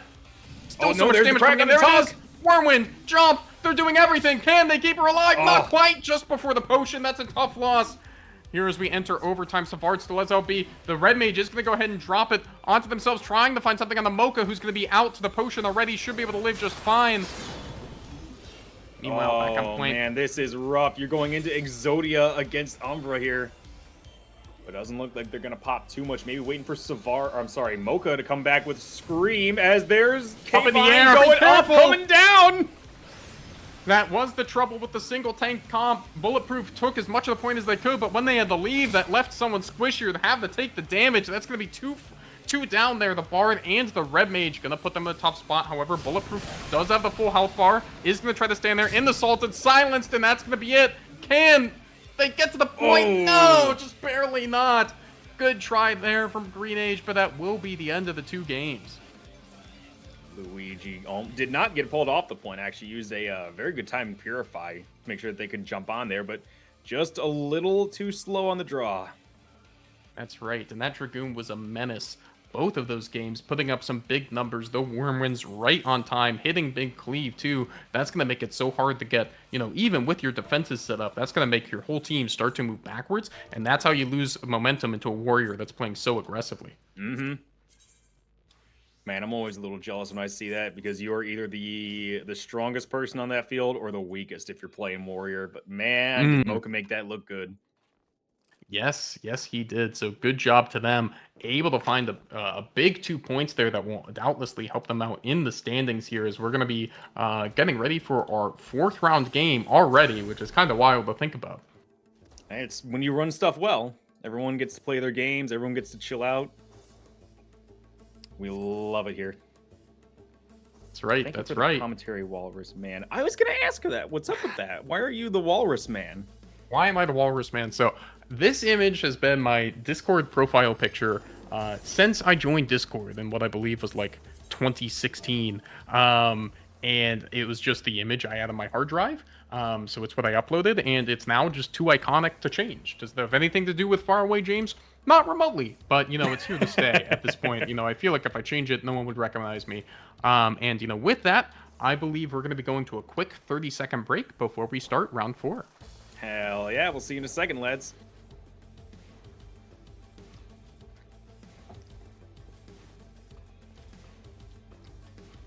Yeah. I'm stretching. Okay, yes. Now these are the secret things. Here's I actually can talk about some... my underground Lalafell fighting ring. Oh, God. Well, I was going to give the secret hidden lore that this, when I first made my Facebook account in 2012, this walrus was the first image I had before I uploaded a picture of myself. So that's the secret lore. That's good. Only the folks without ads get to know. Well, I think everyone was without ads now, so everyone knows. Oh, dear. Oh, gosh. Sorry, I just Walrus. doxed myself. Excuse you. It looks like Chibi Fire and Battlebred are still fighting it out in round 3 here. Ooh, awesome. And so is Chillin' Time and Pumpers. I mean, though, yeah, the Chillin' and Pumpers, they're both proponents of that Giga support comp. Just play goats, make sure that you don't die. We'll see how that goes.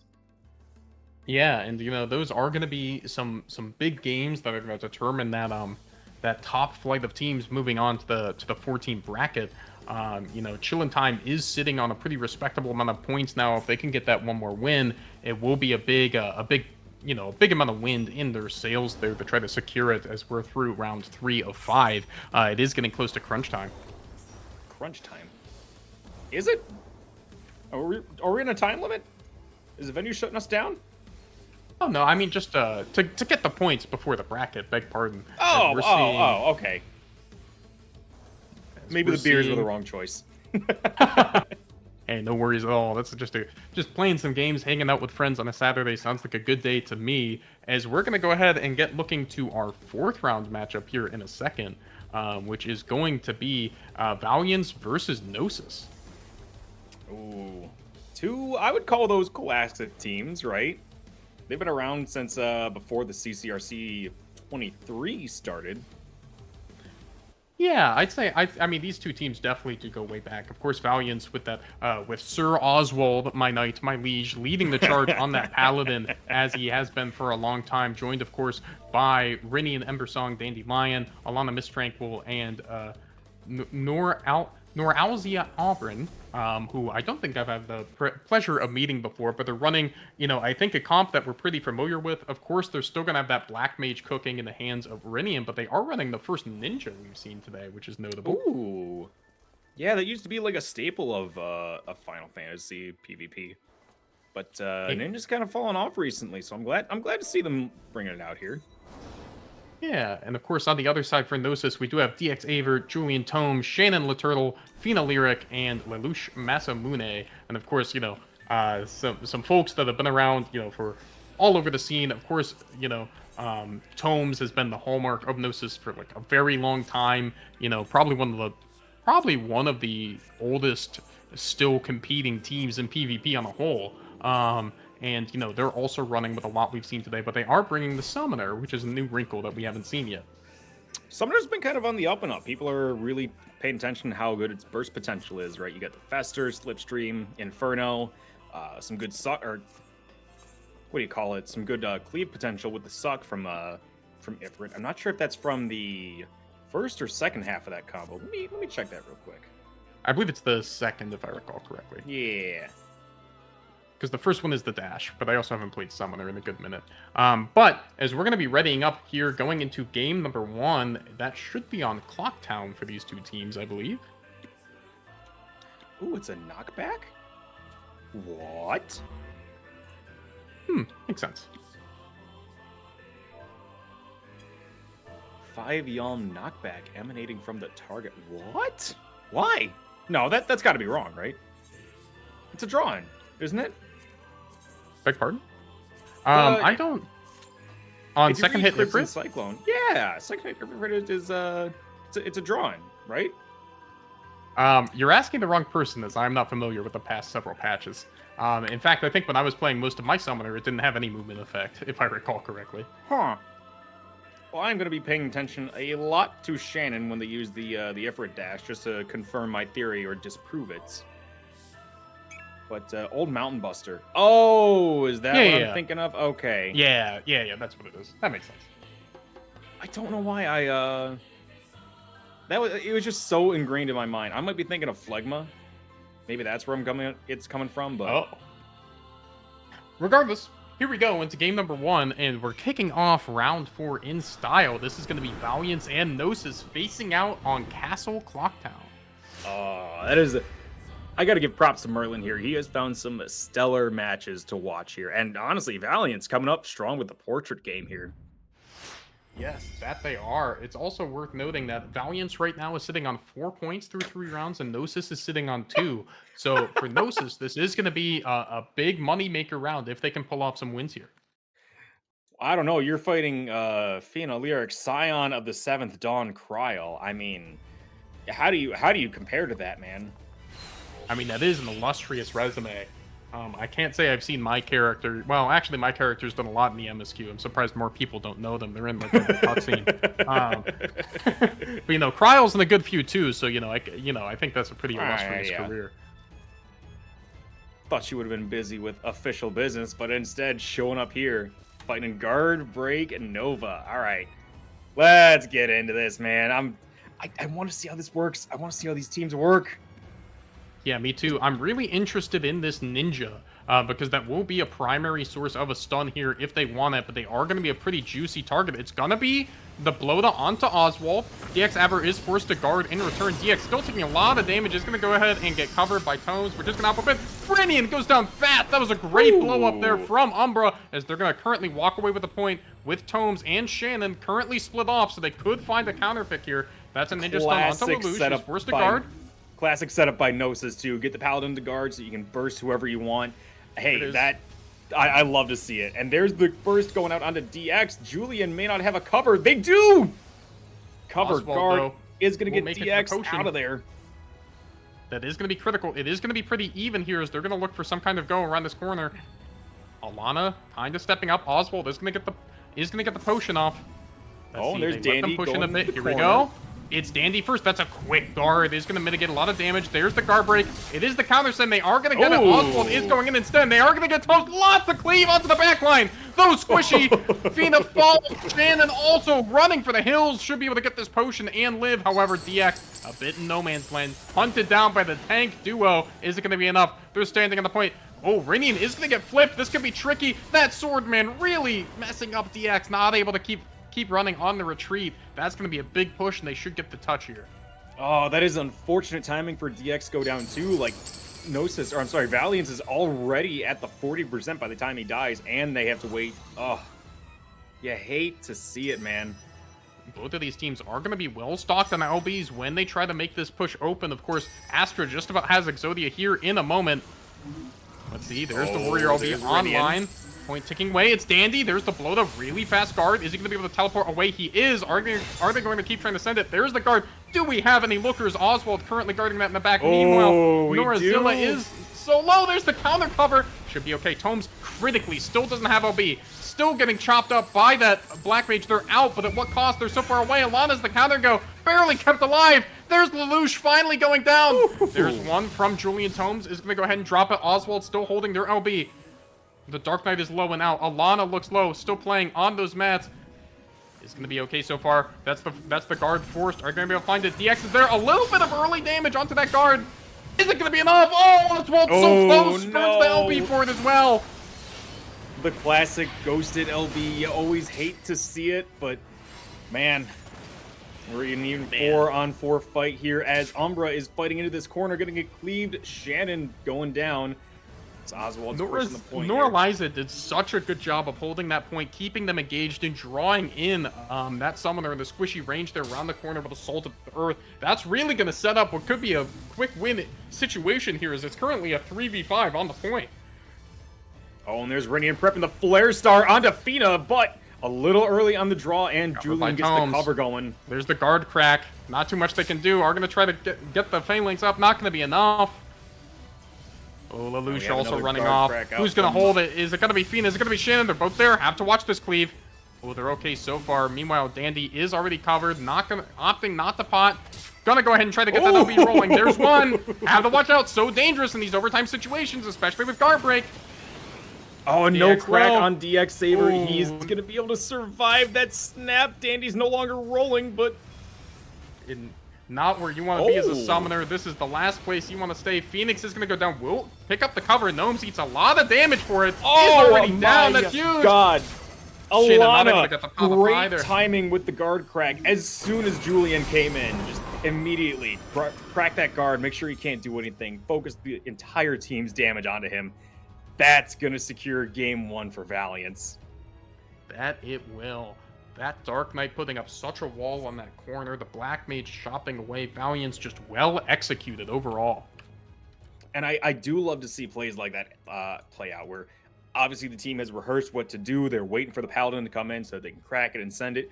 That's something you need to talk about beforehand. It's got to be just second nature as soon as you're doing it, you know? Mm-hmm. And, I think kind of an interesting facet of, this game as compared to a lot of others is it's the, the defensive jobs like Paladin and Scholar that have the tools to deal with the defensive jobs of Paladins and Scholars, right? It's the ones that can provide the shields and damage debuffs that can, provide also the shields and the saving, right? So in that situation, when you have a Paladin coming back in an obvious cover scenario, it really plays into the attacking team's hands, right? Because you make them play the guessing game of, if you commit this cover and guard, you're going to get toasted on the other side. And, you still might leave the point unoccupied. So Valiance getting into that position makes it nearly kind of a checkmate situation. They have so many options to continue the fight, and just well played, as you said, with Alana recognizing that immediately. The whole team on the same page, able to get them down. I think that's really why we've seen Goat's meta take off. Is sure, Scholar and Paladin are both great defensively, and Scholar with the heal down kind of wins the war of attrition. But you give them that guard crack, and suddenly your one method for dealing with them, which is to block most of their incoming damage, just immediately goes out the window. I don't know. Right. Square Enix very clearly knows about the problem. They took away the ability for it to amplify damage under guard, which, big whoop, I know. But they're also very slow to address things, so it's the start of something good, maybe not be. I think we're going to have to deal with it through the CCRC, though. Yeah, could be, as we're going to go ahead and step into game number 2. Of course, both teams can still pick up one more point here. Looks like Valiance is going to be running the same comp that we just saw them play a very strong game with on Clocktown, as we're going to see, looks like everyone's staying the same there. And honestly, it was a fun game to watch, so I'm not really too upset about seeing no changes.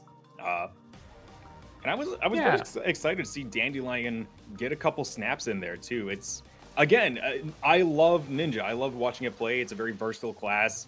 It's kind of the Definitely. do everything job of CC, and just nice to see it out again. Yes, it is. It has been a while since I've seen it played in a tournament. But you know, I think if I am Gnosis right now, where things really kind of got out of hand for them was on that mid fight when they got chased down and they gave up point progression, right? You know, they were able to find that really good opening pick, but they weren't quite able to follow it up. So I think, you know, if I was on a team, I'd be wondering, like, how can we keep a bit more forward pressure? And there they go. That's going to be the fast pull onto Oswald. Doesn't have the commit guard. That is the blow, though, so that's not too much yet. Nor Eliza is going to take a bit of... Oh, there's the send onto Dandy. Ooh. The Ren does miss, so this, you know, couple buttons already down for Umbra here. Lelouch getting hit up in the backline. That will be the first death. Fina already looking a bit low. Shannon already running for the hills. Oh, and here comes the chase down there. Be careful. It's the two tanks bearing down on the range. Several all members the of way Gnosis pushed had to back pop guard here. to survive that engagement here, so they're not Oh, exactly that's a lot the of cleave. strongest. Oh, That's great a lot job. of cleave. And again, like, very clear communication from Valiance. They know Shannon doesn't have guard. They know they only have 20 seconds to make something happen before Tomes is So close there. on Dandy. And they're not able to find the counter do they pick get it? either. That ninja... There's the guard. We'll make it to speed lane. Oh, actually really cracked guard to block Fina's burst damage there. Holy, what a heads-up play by Dandy. That's right, and they're not able to get the trade either. It is Oswald alone on point for the moment. However, DX Aver is being pressured all the way back. Looks like they're going to be okay so far. Right now, Umbra still a bit split. Tome stunned up in the back, away from the team. Around the corner, trying to live. The Scholar is there. They're going to go ahead and counter send onto Dandy, but of course, he's just going to walk off. There's the blow. Is that going to be the send? It doesn't There it is. look They like have it. it. They have 4 people looking at it. Oh, does Dandy get cracked here? Good cover by Oswald.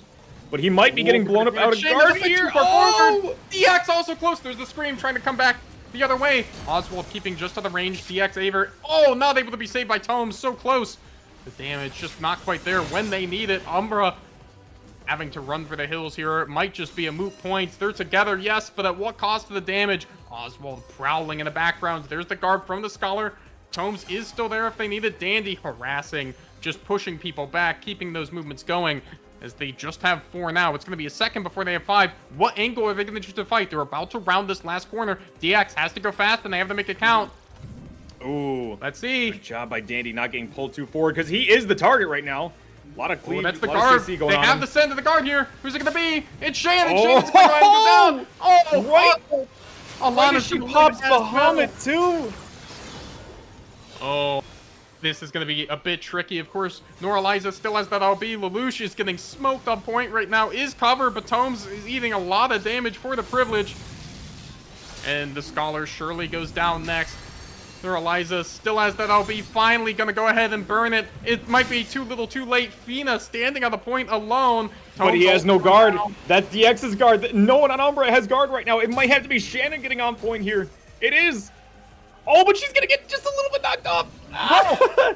Oh my gosh, they almost both stepped off for a moment. Of course, it's all on DX. There it is, the damage going down, and that will be game number 2. Valiance will take both points at stake in this one. Both points, 11-0 kills, and they won both those games 100%. That is a decisive victory for them. Yes, it was, especially on that Pala game there. They were able to manage the offensive pressure from Umbra so effectively. You know, I kind of think back to the opener for Umbra. You know, they burned Bloda. They had a Rend into guard, right? They were kind of able to stagger out their offensive options onto different targets, and then, you know, when they could come back and reload, they find a bit of a cleave, and they can kind of you know, punish both Bard and Summoner. Of course, Summoner needing to dash in for a fair bit of burst. Like, when they need to quite get in, they can apply a lot of damage both ways, and all of a sudden that offensive pressure just evaporates. So, well on for Valiance finding that and able to do so much and able to just be so effective there, too. Also, props to Dandy. You know, we mentioned Ninja being a bit of a kill target, but don't be deceived. That's a hard class to lock down. They can literally turn invisible and teleport away. So if you are going to make that send, you have to, like, keep an eye very closely on that cooldown, know where the Paladin is and that sort of thing, because they are very slippery. And the Ninja especially, too. It is more of a tank than Warrior, or I would argue even, like, Gunbreaker. It's, well, not Gunbreaker. What was it? It's a very high survival job, right? Very mobile. A lot of mitigation, a lot of shields. Dandelion making it work in this meta is pretty impressive. And looks like Valiance has been making it work too. It seems like the only game they have dropped has been splitting their set with Cheetan hitters, who also seem to be pretty well positioned here. As our final game that we're going to be on stream for us today will be Battlebred and Eidolon. Oh, that's going to be a fun one. I know Battlebred is mostly made up of some people from the EU. And Eidolon, holy, that is a monster of a team. That's right. That's right. And I believe at the moment, for a quick update on our scores, I believe Eidolon has, through 4 rounds, all 8 points. So they are undefeated so far in games today. Behind them would be Killing Time and Valiance, both with 6. And then Battlebred with 5. So, Battlebred here could really make a statement and guarantee their probably place in the top 4. That is the current top 4. However, there are teams prowling, particularly Cheetan hitters with 3 at the moment. And I believe Princess and the Pumpers and Wolves are still playing their round 4 map. And Killing Time and Chibi Fire's matches haven't been reported. So this is going to be, coming down to the wire here. We can give a bit more of an update as these scores keep rolling in. And here we are in an ad. Great timing on that. Great timing on that. About Twitch? I love Twitch. It gives me money for playing games. Well, I just wish gamers got to enjoy it a bit more without the ads. That's all. With the scoreboard overall, like in terms of teams who are able to make a move for this top 4, the Chillin' Time Chibi Fire match is going to be very important. Chibi Fire can put themselves right back into it with 4 if they're able to pick up that win. Of course, Chillin' Time already is 6, so they're feeling at least reasonably good, although they have Valiance waiting for them in the final round, which is going to be a bit of a slobber knocker. Let's see. The Princess and the Pumpers, of course, coming into round 4, had 1 point. They do pick up 1 point against beg pardon, I keep butchering the team names. Wolf's Heart here in the first one, so that will kind of position them a bit better to try to make a push here towards the end. And let's see. Has Gnosis reported their round 4? Yes, they unfortunately fell to Valiant, so if they want to be able to try to make it in here, they're sitting on 2 points coming into the final round. They'll need to find some pick up probably 2 here on Wolf's Heart if they want to have a chance to make it on through. Yeah, but there's some monster. It's only monster teams that are left to get these comeback games on, right? I mean, even here, we're talking about Battlebred going up against Eidolon, who, in my opinion, is a prime contender to take the CCRC, which is what this tournament is practicing for. It is going to be a monstrous uphill battle for them, but I've seen crazier things happen. Well, I mean, I think Battlebred has already put on a pretty good performance today so far. Their first round, they were able to take down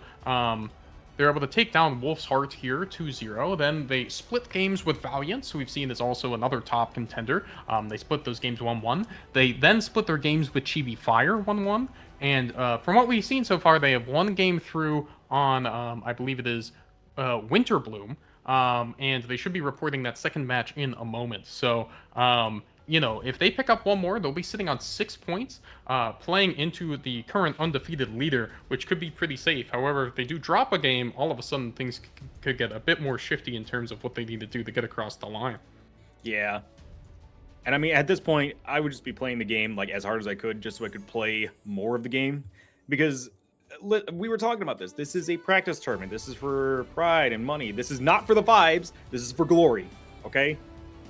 Knowledge, I guess, but you know what I mean. Yeah, exactly, right? Like, kind of the other nice part of structures like this is, if in tournaments that are just double elim brackets, a good portion of, like, the competitors might just lose their first 2 sets, and that's all of the tournament day practice you get, which is really kind of a bummer.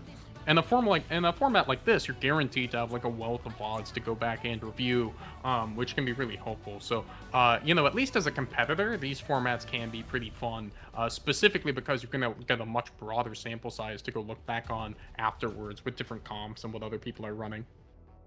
Right, and I think that's what I criticize in a lot of people that I see, is either a tournament is either for the viewers or it's for the organizer. very few places running a tournament for the players that is like specifically focused on them.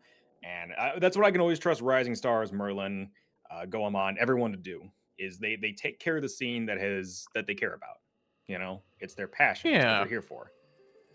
exactly. And you know, I think some I think I've been to tournaments in other games before where they've kind of fallen for the false dichotomy of like, well, it's either for the viewers or for the players or for the organizers. It doesn't have to be that way, right? Like a Yeah. lot of it, you can still have a very wonderful viewing experience and also like prepare an event that is a pleasure to play in, right? Like I'd also like to note this tournament starting on time, good on schedule from all I understand. So looking good so far as we're coming into our our last round.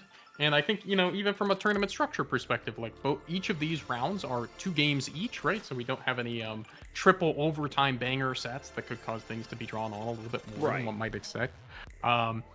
But in general, yeah, so far going well. Of course, so thrilled for all of our competitors. Thank you all for being out here today.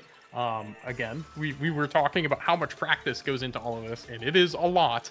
So props to them.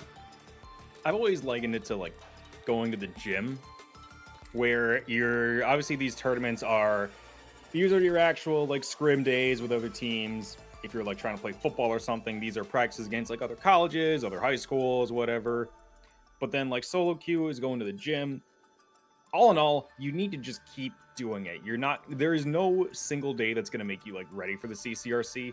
You have to keep coming out to these. You have to keep practicing. Like bit by bit, you get stronger. It's not all at once. I'm gonna chime in real quick. Hello, everyone. How dare you? Thank you for being here so far. We're gonna take a 2-minute BRB break. Battlebred and Wolfsheart's match was a little bit delayed, so we're gonna go ahead and let that finish up so they can catch up to this round at the moment. So, if you want to grab a drink, use the restroom, let's take a 2-minute break and we'll be right back. Okay? See you all in a moment. Yep. Could I- What's up? could I You want to grab a propose beer? Go ahead. You want to grab a beer? No. James, want to come to the dueling ring and fight? I Insane. was gonna grab a water. All right, we'll be right back, guys. Be right back. Don't go anywhere.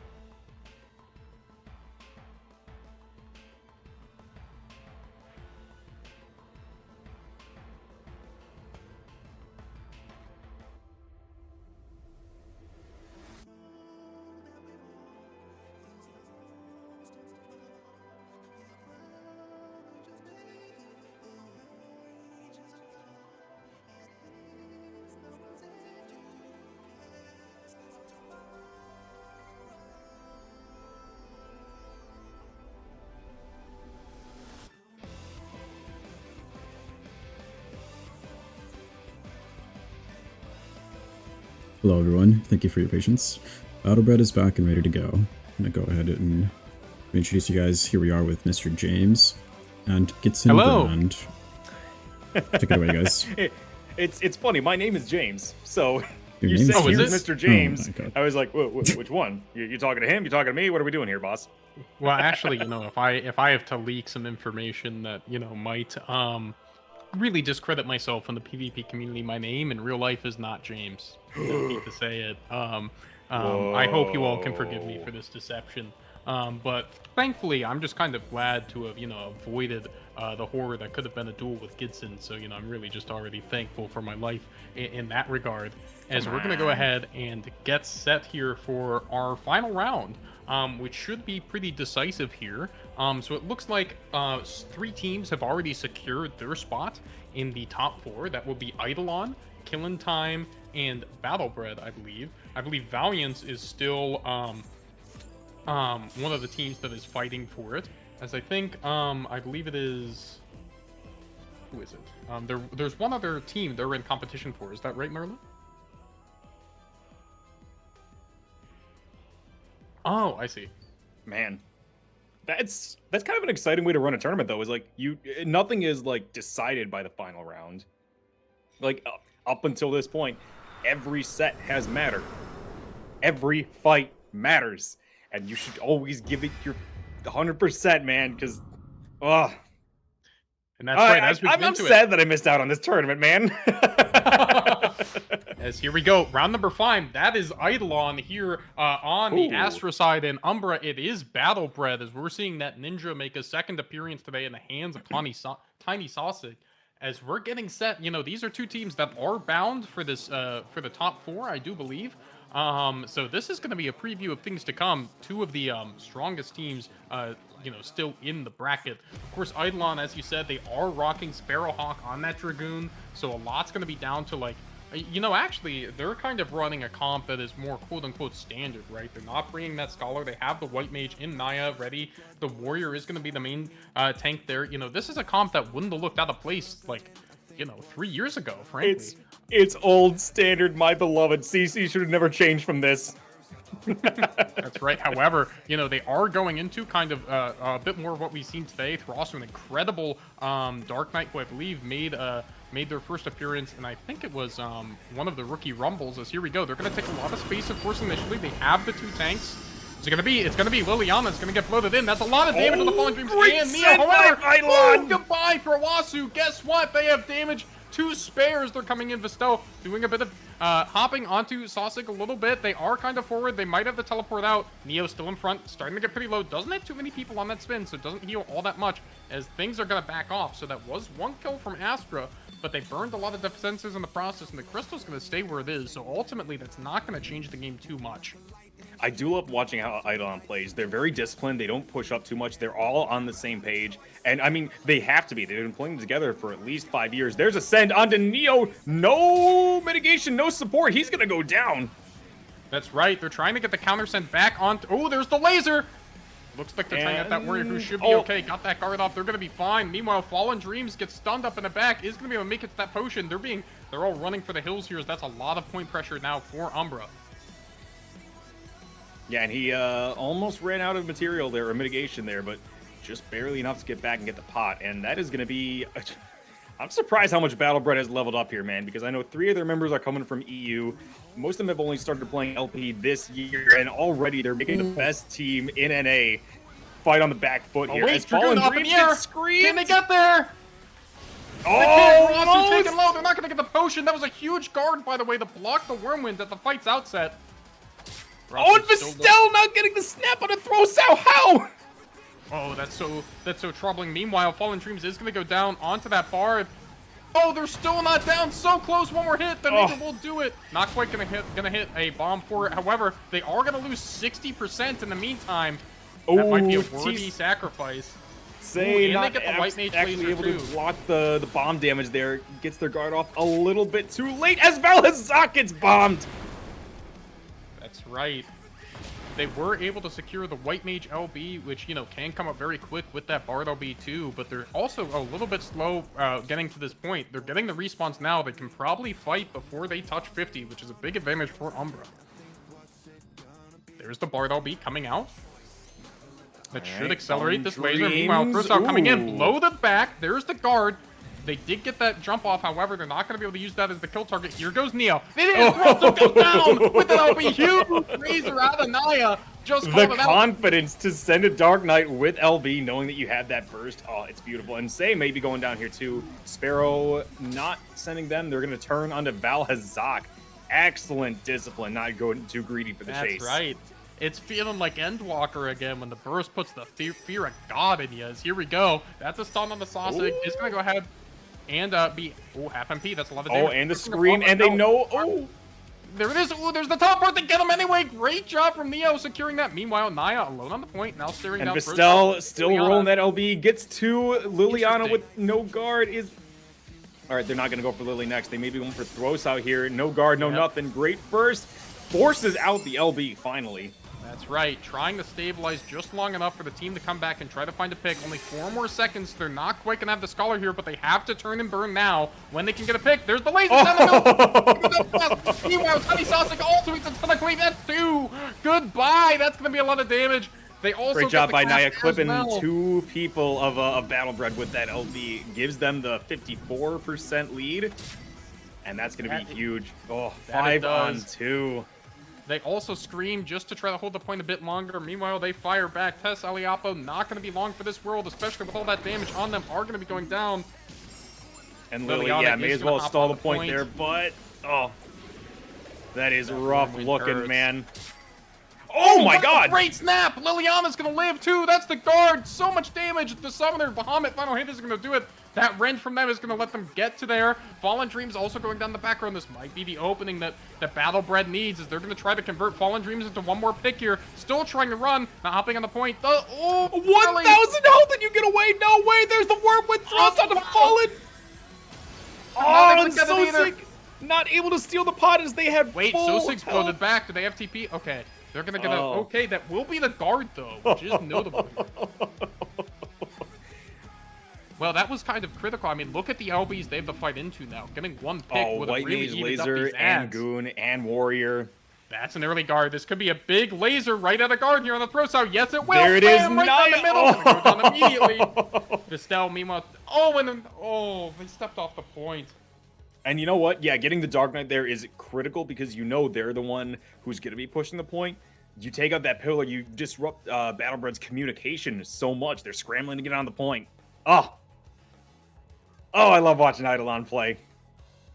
That's right. Again, you know, I think we've seen in a lot of cases in these kind of more attrition versus attrition styled comps, you know, if you're Throsout in that situation, you know, you still feel like you have the backup behind you, right? You might think you have a Paladin, you have that Scholar to kind of keep you alive, but like, listen, when there's Laser and Wormwind, that still does a whole bunch of potency all at once, and if those land at the same time, I'm sorry, there's no saving you. And I think kind of critically, too, for Battlebred, they are not running the Paladin right, although we've seen that can also lead to some trouble, as we saw in the match with the hard swap onto the Paladin and that clear guard situation. Excuse me. But, yeah, very well executed from Eidolon. Man, Acapulco. It just really brings me back to those Endwalker days when, like, you know, it's much, they make it look easy, but trust me, that's very hard to just snap your fingers, they're dead. And boy, like, when it makes you just fear for your life, even as a commentator, it's good to watch. You're right. It is very frustrating commentating because it happens so fast that I'm just like, what happened? Where was the setup? I don't even know. They're breaking my ankles on here, man.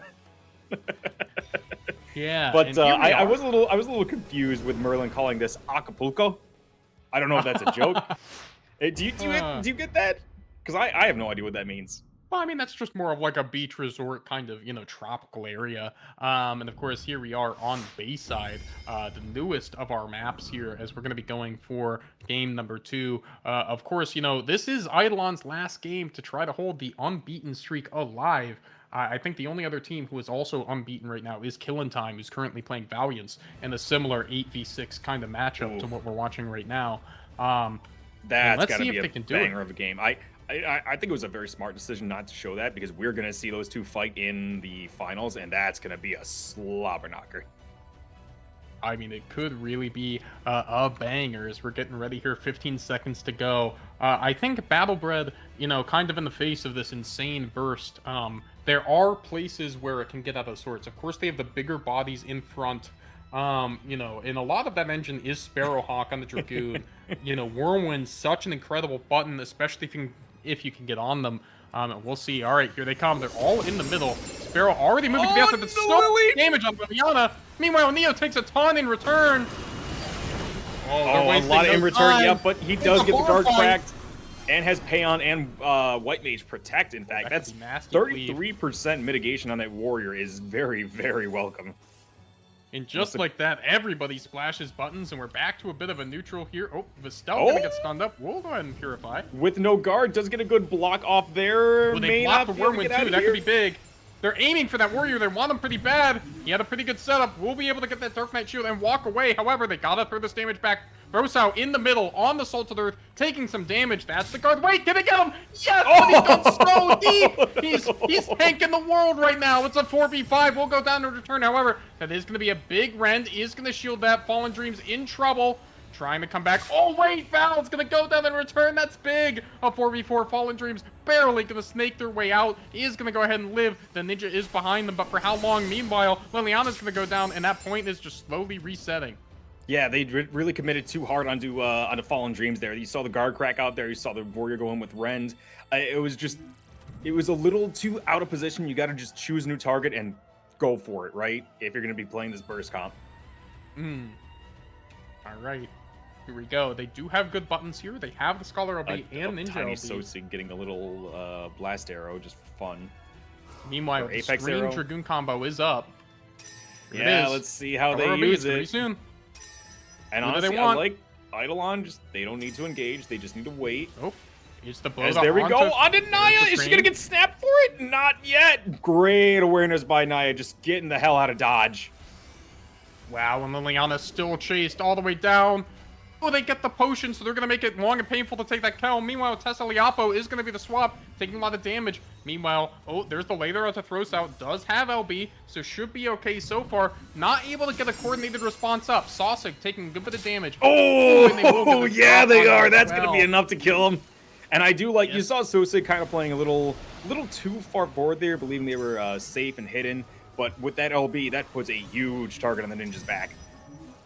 Yes, it does. Neo looks like they will. Oh, there's the blow. Surely that will secure that kill for them. Oh my God, they're so close. Who's the sustain? That's Neo gotta makes be it out A-okay. That's got to be the greatest thing Eidolon has done in this game is as they're under fire, they are counter-sending. They are not just on defense. They are on both offense and defense at the same time, man. I think that really is making a lot of the difference here because we have seen Umbra live some really close kills, but they're not able to get offensive pressure on the back end, right? They can keep pressure to live, or they can apply core pressure to kill, and it hasn't been either. Big laser Naya through the wall. Gonna go ahead and drop them down there. Naya, absolute general from the back line with the artillery. They're gonna try to get Neo again. It's Liliana alone, trying to make this happen. The Scream is gonna live at the cost of Liliana's life. Neo will kill him, denies the Ninja the kill. Maybe some of that frustration starting to send in as all of a sudden this is looking really rough. It's a 3v5 with the game on the line. Oh, man, it's just so sick on the point now. May have to pop a Doton here. What do they do? They're just going into guard. Ooh. Oh, Dreams a little too close to the point. Is going to get slammed by Sparrow. Vistel with the pickup, and that's going to be 2-0. Eidolon making it look good here. Sparrow going off for another huge one. Neo living some absolute bangers. Naya in the back, keeping folks alive with those lasers. Eidolon, a well-oiled machine. They go into our bracket section with no losses so far. Holy. Absolute monster of a team. And again, you saw them play incredibly well disciplined. They were always there for the calls. When they're under attack, they know we are counter-sending here. Whoever is trying to survive is playing to live, but we are also going to attack someone. Because that's the only way you can prevent someone from really killing you is throw a crap ton of damage, make it so that they can't survive near you. That's right. That's right. Just so good on the simultaneous send and counter send. And again, it is not easy to pull off those one ticks into a comp like this with the Dark Knight, with the Scholar, able to provide so many shields and just spot heals, keep people alive, give them that durability. And seeing them make it work is just very, very impressive. Yeah, and you're saying how difficult it was, and they chose the most difficult target, the Dark Knight, which has Salted Earth. It's got mitigation from the Picto, from the Bard, from everything, and they are still cracking that in one go. Making it all work without a warrior, without the Paladin or Scholar guard crack too is even more impressive. That's right. I mean, the potencies are still pretty high in this game. Push the button on them at the same time, and they're gonna die if nothing else happens, right? So, props to them for making that work and making it undefeated into our bracket section. And I believe that was all of our scheduled games, at least for the stream today. I know we still have other teams finishing up their round 5 matchups. Yeah. I wonder if we can check in on the status of those. Production, bring the clip up. Hello, everyone. So those games are very fast, so we're going to wait for that round 5 to catch up. But that's our last round for the group stage. Now we're going to do a top 4 cut. So the top 4 point leaders will now play. Moving forward, everything will be streamed for quarters and finals. The quarter stage, or the top 4, will be starting off with best of 3s. So let us tally everything up. It'll take maybe 5, hopefully no more than 10 minutes. And we'll get back. The bracket will be updated now or on the sheet if everybody's following along. I'll show it on screen here shortly. And we'll announce who our top 4 cut is. But we're going to take like a 5-minute breather here. So again, if you need to get up, use the restroom, stretch, whatever it is, go take your dog out. I'm sure they are fucking dying and need to go outside. Please don't ignore your animals. I said it at the beginning of the stream. Right? If you are in part of the storm, please be safe. Please, hopefully it's not too bad out there. I know it's snowing and super cold out there and freezing over. Don't be like my governor and leave the state and the country, I think. All right. Anyways, yeah, that will do it for Goodson. Thank you so much, Goodson. We're going to bring in PO. It's always fun. Yeah, but we're going to go... Goodson, can you shout out your socials and things, please? My socials and things, you can find me at twitch.tv/GidsonBrand. Please give me money. I love money. That's about it. I'm trying to be on more socials this year, but who knows how well I go. You'll see me around in tournaments on ranked. If you see me in ranked, please don't beat me. It'll make me mad.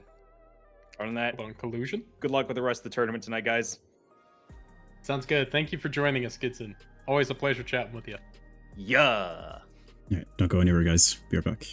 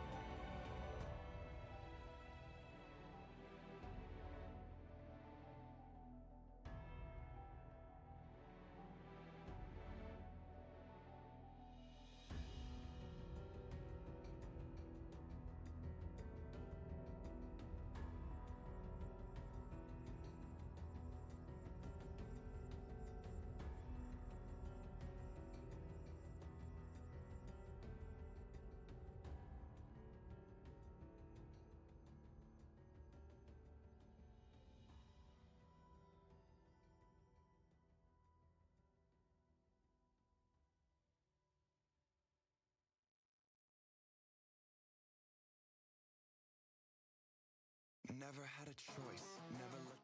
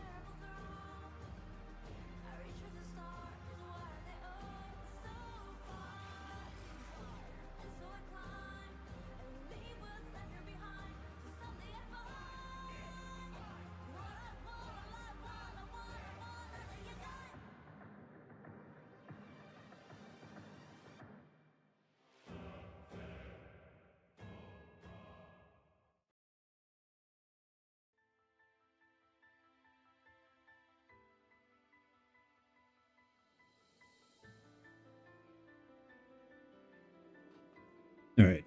Hello, everyone.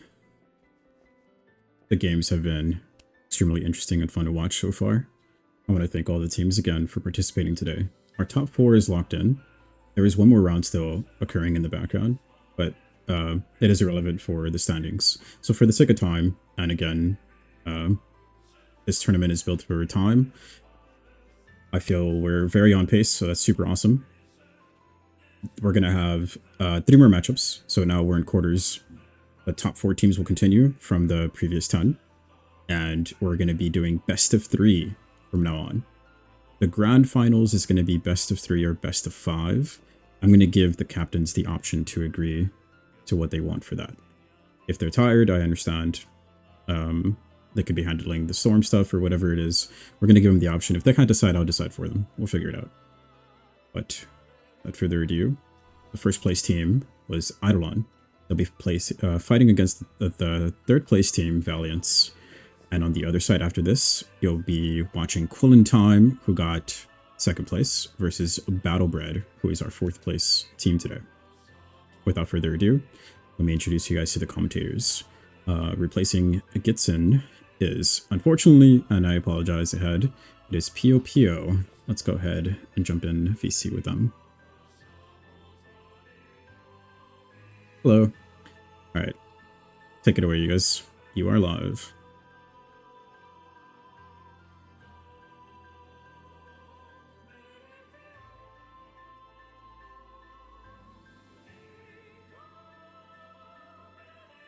Faraway James, and joining me to take us the rest of the way is my good friend Pio. How's it going, man? Oh, hello, James. Yeah, thank you for having me. I'm really excited for these last games. So yeah, really you know, looking we forward were to it. kind of looking at the two, I guess you would call this the semifinals, because we're going to a single elimination 4-team bracket here, and both of these games are going to be bangers. I don't think these teams have played in the group stage at all, so this will be a fresh matchup for both teams, and I think a very impressive one at that. Yeah, I think Eidolon definitely a very, very strong team, and Valiance also one as well. So I know that they both run different comps, and they have a very deep bag on what they can pick. It's gonna be interesting to see how after Palestra, if there's any adaptations from Valiance or Eidolon for the 2 losers picked maps. So I'm looking forward to it. I'm looking forward to it. Scrimming these guys, you know, I know they have a big bag. So we'll Yeah, see what they that's pull right. out. That's right. You know, I think kind of the impressive part, of course, there were 2 teams that won undefeated through our group stage, that being Eidolon and Killing Time. Beg pardon. So they were given the first 2 seeds. Valiance has had an interesting tournament too. You know, they had played Killing Time and lost that set here in round 5. However, they've also played Battlebred before, with whom they kind of split 1-1, and they also split with Cheetah Hitters, who unfortunately were just kind of outside our range, right? So this is a team that's, you know, been taking games off like the best in the competition, right? Matching up against Eidolon, who we just saw really kind of put on a very impressive performance against Battlebred. Yeah, their sync is really clean. I mean, they're not running the Paladin, which you would think is going to give them some issues when it comes to extended engages and resetting, but no strangers to running the solo war. I mean, that's Eidolon's bread and butter. That's Neo's main Right. class. You know, it's something they're super comfortable with, running the 3 DPS, the White Mage, the Warrior, just all the amps, all the damage, and the sync is super clean too. So Yeah. you know, it's You know, and it's I think that's a very important thing to bring up. Is solo war is not easy. You know, we talked about it being, you know, a tank until it isn't, and it really feels yeah. that most when it's not supported, right? So like one of the ways the kind of more traditional comps we see function is you have the Picto, you have the Scholar, you have the Bard with you, right? Able to provide that extra healing, those shields, to make sure you're comfortable and okay. And you know, Dark Knight can chip in on that too. But when you're just the war, it's like you have your healing from, like, you know, basically holding W, right?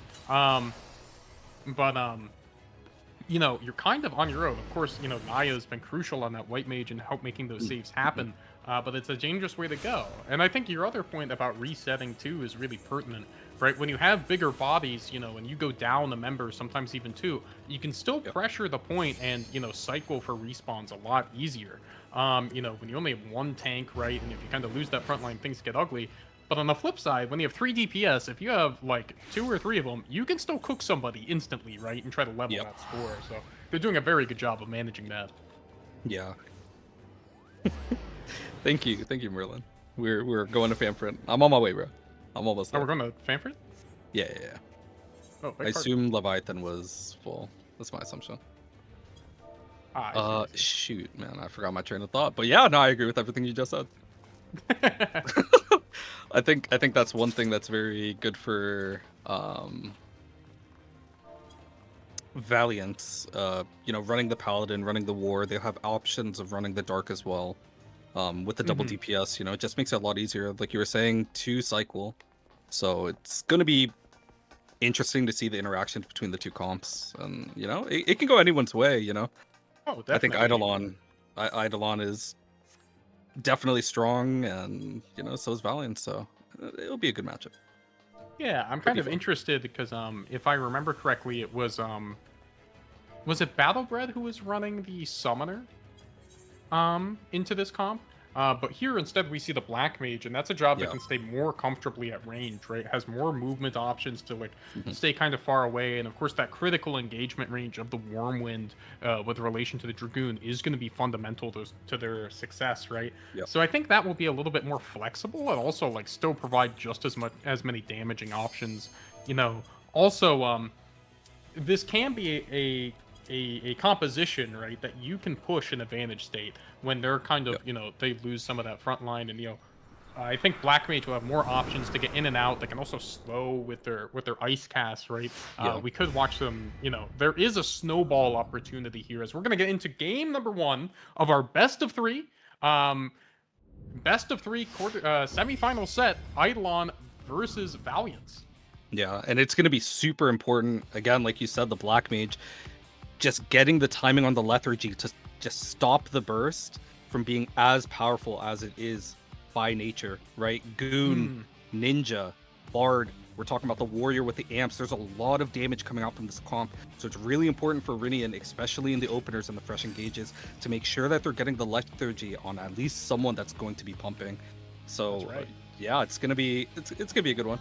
I think this opener is gonna be either extremely explosive or they're gonna stall out, and then Scholar is gonna take over with the Dark Knight. So yeah, I mean, it is kind of yeah, I mean, I think I agree, right? Of course, to kind of set up and bring things in range, it is going to be all eyes probably on Neo's Bloda first, and then also on Sparrow, because that Wormwind is such an effective button, probably one of the biggest ones that's going to be fired off early in this fight.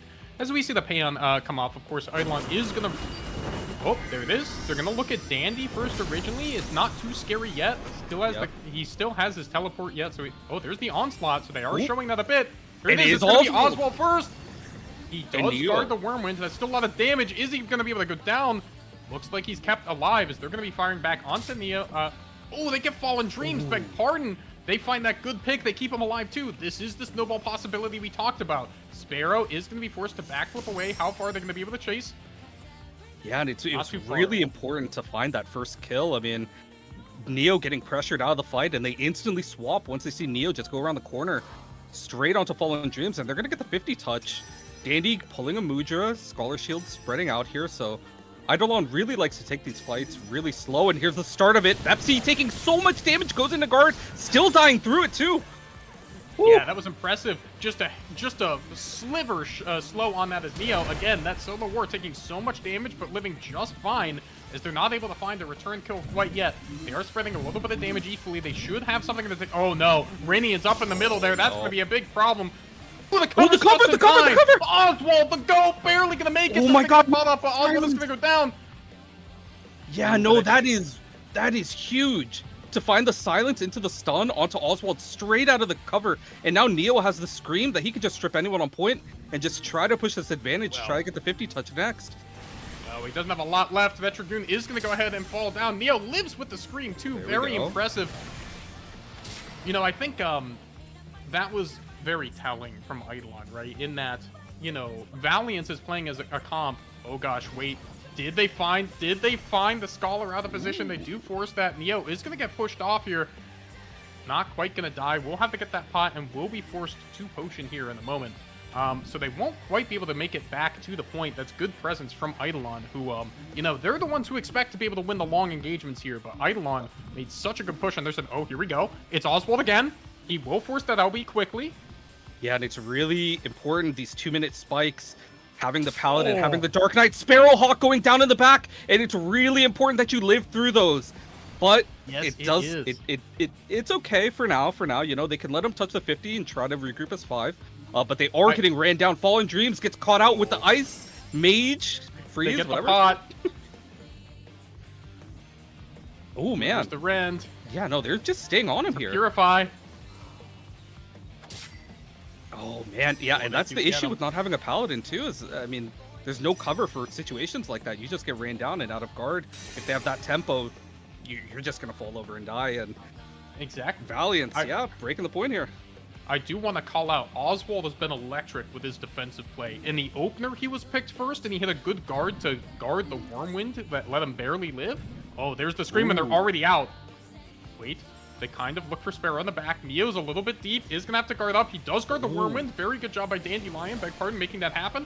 He's getting a lot of damage, but looks like he's already gone. Oswald with the cover. Meanwhile, Bepsi, though, has LB, but the laser will go straight into the LB. They are going to be fine so far. A little bit fragile on the health bars, but, you know, for the moment, it's only a manageable 4v5. That's another Wormwind that looks like it went into guard there, and they're up in the air. They snap Anybody too, around?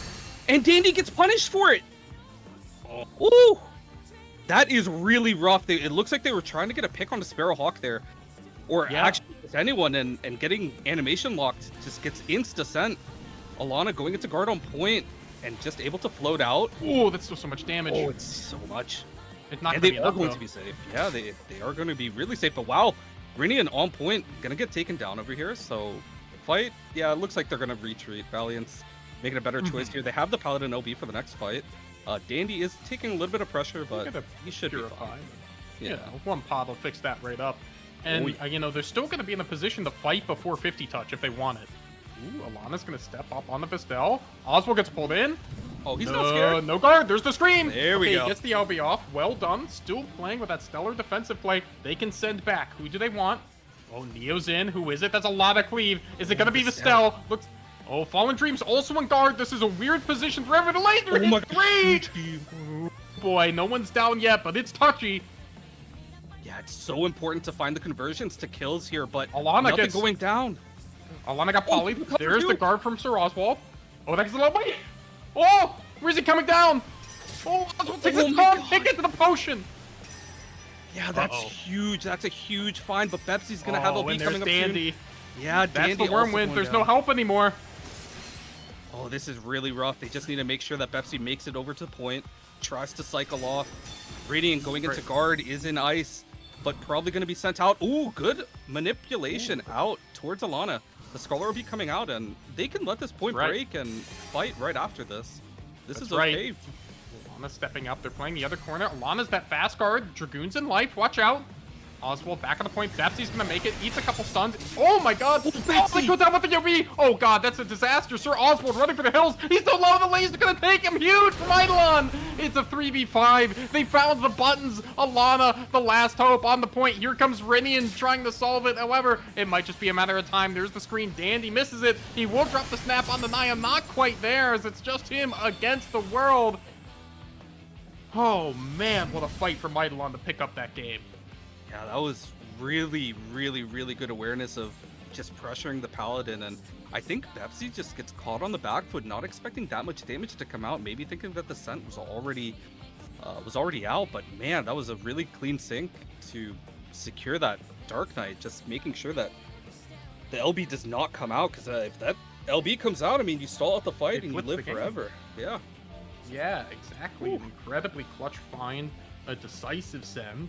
And you know, I mean, I think that's tough, right? Because Valiance was in such a good spot to take game one. You know, they're technically the lower seeded team, you know, for whatever that means in this, and they're about to, you know, make an undefeated team bleed, and just barely it slips through their fingers on that 50 fight.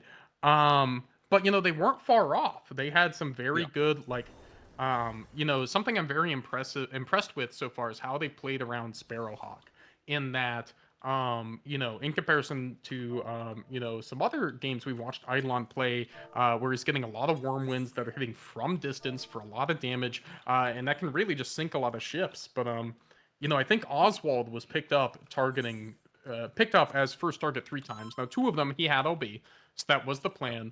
But being able to find that fast guard like Oswald did in the opener saved his life, and he still didn't live with all that much. That's how much damage Eidolon brings. And you know, I think we saw its inverse on that fight at Eidolon's 50, in which I believe it was Dandy, who was a bit slow on the guard, ate the Wormwind and then went down right after.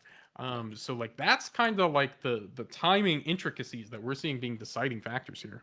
Yeah, and Oswald, he's really good at picking up, just baiting the war scream, making sure that you take it, so that the rest of your team can game. He doesn't need to be there every single time.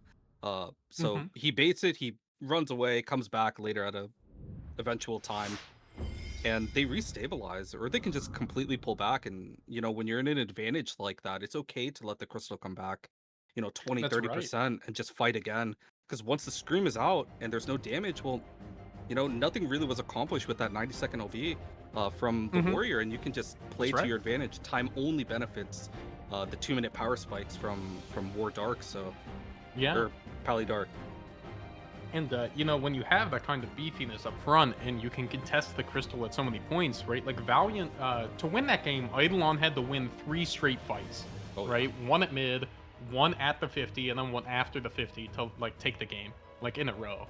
And when that's an opponent's win condition, that's a very hard needle to thread. So props to them for finding it and taking game 1.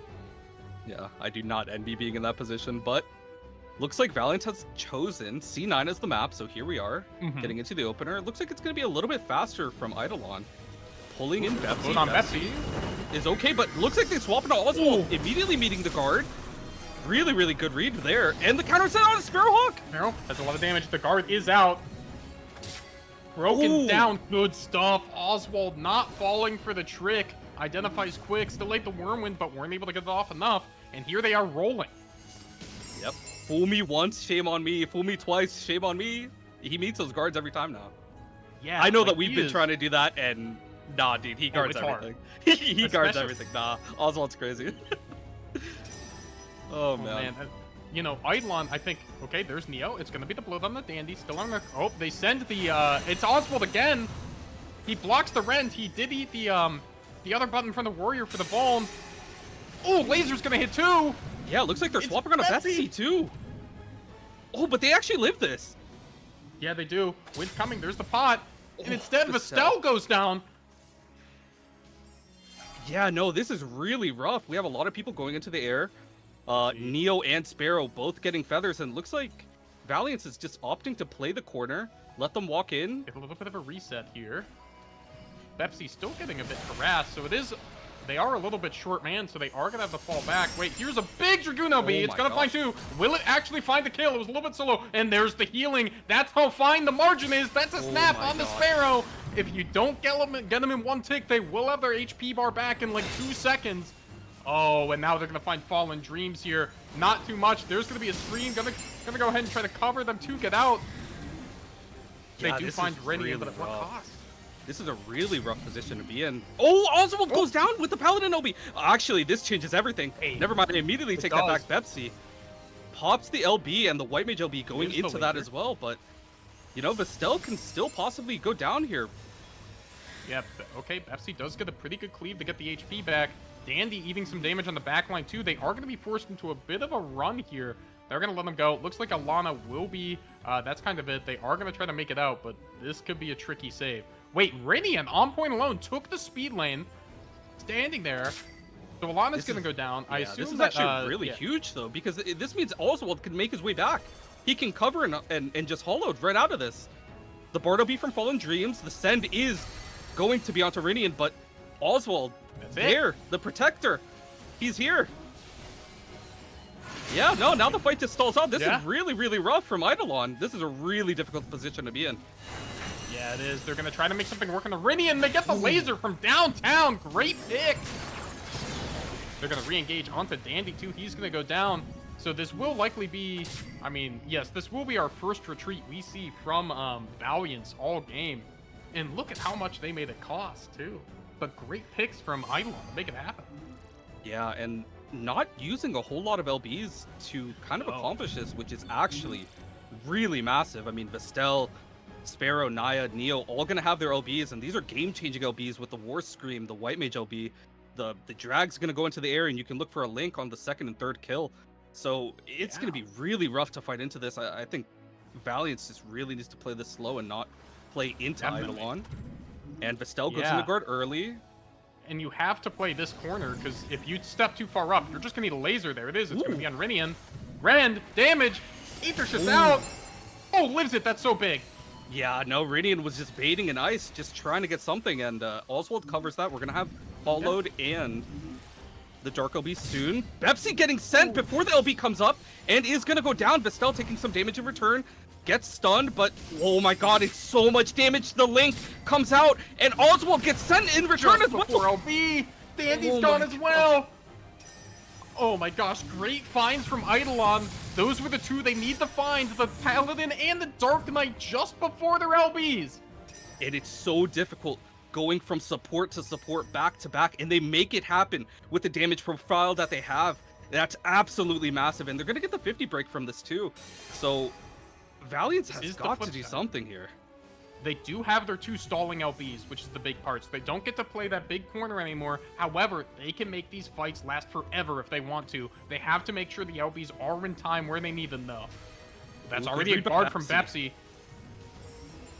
Let's see. Oh, it's a lot in the back line. Boom, that's gone. Yeah, and Sparrow gets traded. Yeah, that's actually really huge. That is a really good trade. Meanwhile, Oswald already kind of low. They do overlap the two support LBs a little bit, but they will get Vestel. So, oh, that's a lot of cleave. They're looking good. Valiance is looking good. Eidolon has to stay on the point here, like we saw in game one. Yeah, Neo ends up going down. They're just bleeding here. Fallen Dreams going into guard in the pay is going to go down as well. Naya is going to be next to go down. And this is a huge game to win on C9, because you know that Polystro could have gone either way. And losing those 3 fights, like you said, you know, if that's the win condition, that is a rough win condition to be in, to make sure that you're winning every single fight. You're playing perfectly into these comps. You know, one mistake can turn everything on its head, and you're forced to just find damage where sometimes damage just isn't there. Huh? And you know, I think this is almost that like end game scenario was the same as game one, except Bepsi got the LB off and Oswald got his LB off, right? If they miss those, or they get those picks before those happen, like, Eidolon probably wins. But because they were able to stall so long, it just made it so hard to chop through them with those huge buttons. They're just not able to find those kills. And, you know, that crystal position also isn't fantastic for the attacking team, right? You have to round that corner to DPS, right? So there's not, like, a great spot for folks to stand. Yep.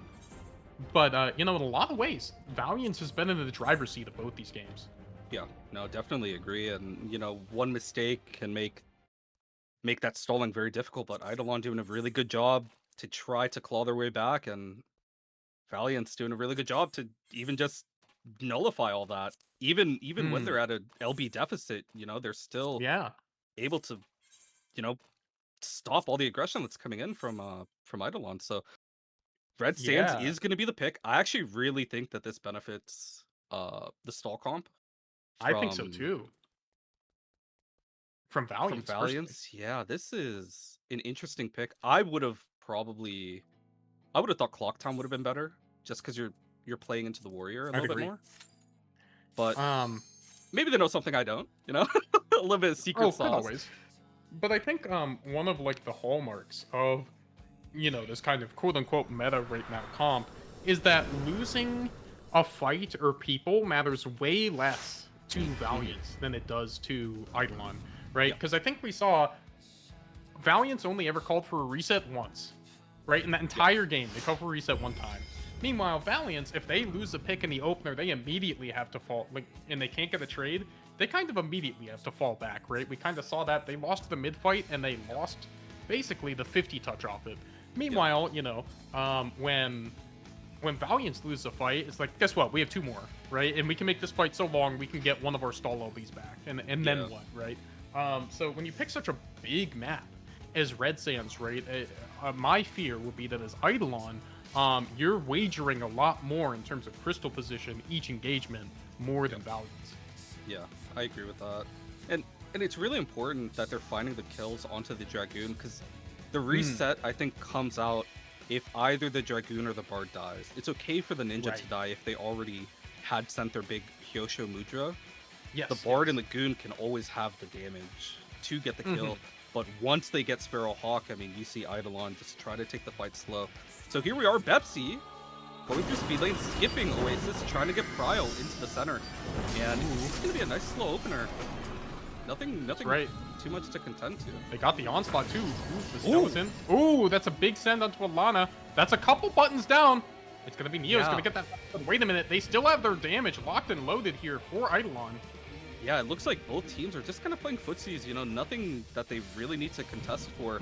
You don't need to overpress forward, and this is gonna benefit Valiance a lot. Bepsi going into guard, gets the sucked onslaught, in. They missed the poly. Yeah, and the fight just stalls out. They're completely okay. He baits! Oswald baits the silence and runs away! He knows that they're looking for him. Bepsi taking so much damage. Huge.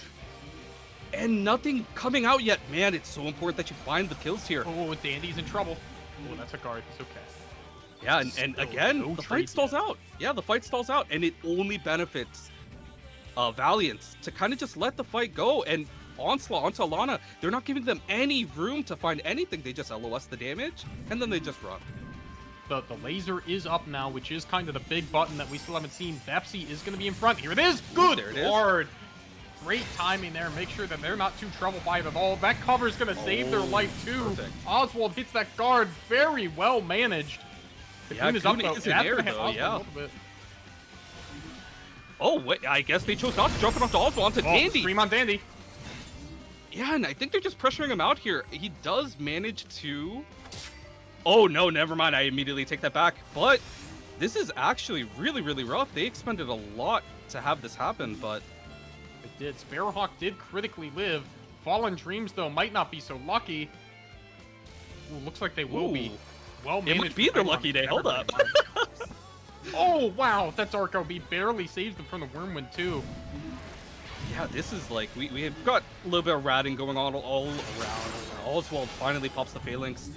We are in the heat now, the cover coming out. So the fight's probably just gonna stall out here. They don't really need to do anything. Neo is applying some pressure forward with the blow to play, but... Oh, here we go. Oh, with the laser, they find Ooh, it's Dandy. huge. Great work into the link. Laser link. Neo's going to be fine, too. Falling back. Bepsi's going to go down next. Huge find from Eidolon. That's going to be the first decisive fight of the map, and we're already halfway through it. Yeah, this is a really rough position to be in, because now you just need Radiant to die on point and just try to regroup. You already spent the Hollow. You already spent the Dark LB. It's just going to be really rough to go into this next fight with the War Scream, with the Drag LB. And looks like they might actually pick Alana, too. They're going to try to force the around cover. corner. Oh, no, they're fine. Oh, wait. Oh, Bepsi. Blow the screen. Bepsi. No one else is really looking. They've also looked towards Dandy. That could be a useful damage. Oh, that However, was massive. the cover's not quite there. Yeah, that is actually a really huge pick, because now the Nin Link is not going to be online, and they're just going to press forward while they end up trying to break this point. Looks like they are going to back up a bit. Map mechanic, the suck-in, is going to come out. Luckily, that Oswald guard barely held on for that Dragoon LB. That was a close shave. Yeah, that could have been a pretty big disaster. Looks like Kay is on Oswald Neo. Floda. Ooh. They're going to hit Rinian in the back line. The Poly's on the Bepsi. Eidolon playing so many mind games on the Send target. They're going to try to hit Vestella in the back. It's not... Oh, Rinian will find it in the end. Good cover from Oswald and Bepsi. So patient. We saw the onslaught. We saw all those other debuffs fly out. Meanwhile... Oh, they will get the trade. It's a 3-for-4. This could be big for Valiance to find their way back into the game. Sparrowhawks going to go down next. They're going to get the push coming back the other way. Yeah, this is really, really good find by Dandy to get the double link. Ooh. And even though he dies for the second one, you secure that that fight is over. You are winning that fight regardless. And now you have the spike of the 2 minutes. The Paladin, the Dark are going to be able to stall forever. We should be seeing Scholar LB come up probably in about 20 seconds, 30 seconds, maybe 10 for Black Mage LB. So this can kind of change things, but man, Eidolon has a lot of LBs that are just prepped and ready. Oop, there's the poly on the Pepsi. Did force the Purify. That's a guard. Oswald dodges the laser. He dodges Snap Laser. That's huge. He gets the MVP off. Eidolon in trouble here. This could be decisive. Vestel running for the hills. This is going to be able to make it to the potion, but they dodge the biggest damage outburst. They have to be on, though. You have to be careful. Everyone has to step off. The Antlion so awkwardly timed. They have to get there. Oswald barely does. That was close to keep us in overtime. This is a rough one. Alana and Oswald both are stripped. Both are going to reset. Oswald is still trying to fight. He's going solo. Naya's the counter send. And he's still alive. Oswald is still alive. Fighting for his life finally goes down. Bepsi popping the Dark OB. Trying to get a stall in. The blow-to back onto Dandy. Looks like they're going to swap onto Alana. Alana taking so much damage. Meets the guard. The onslaught coming out.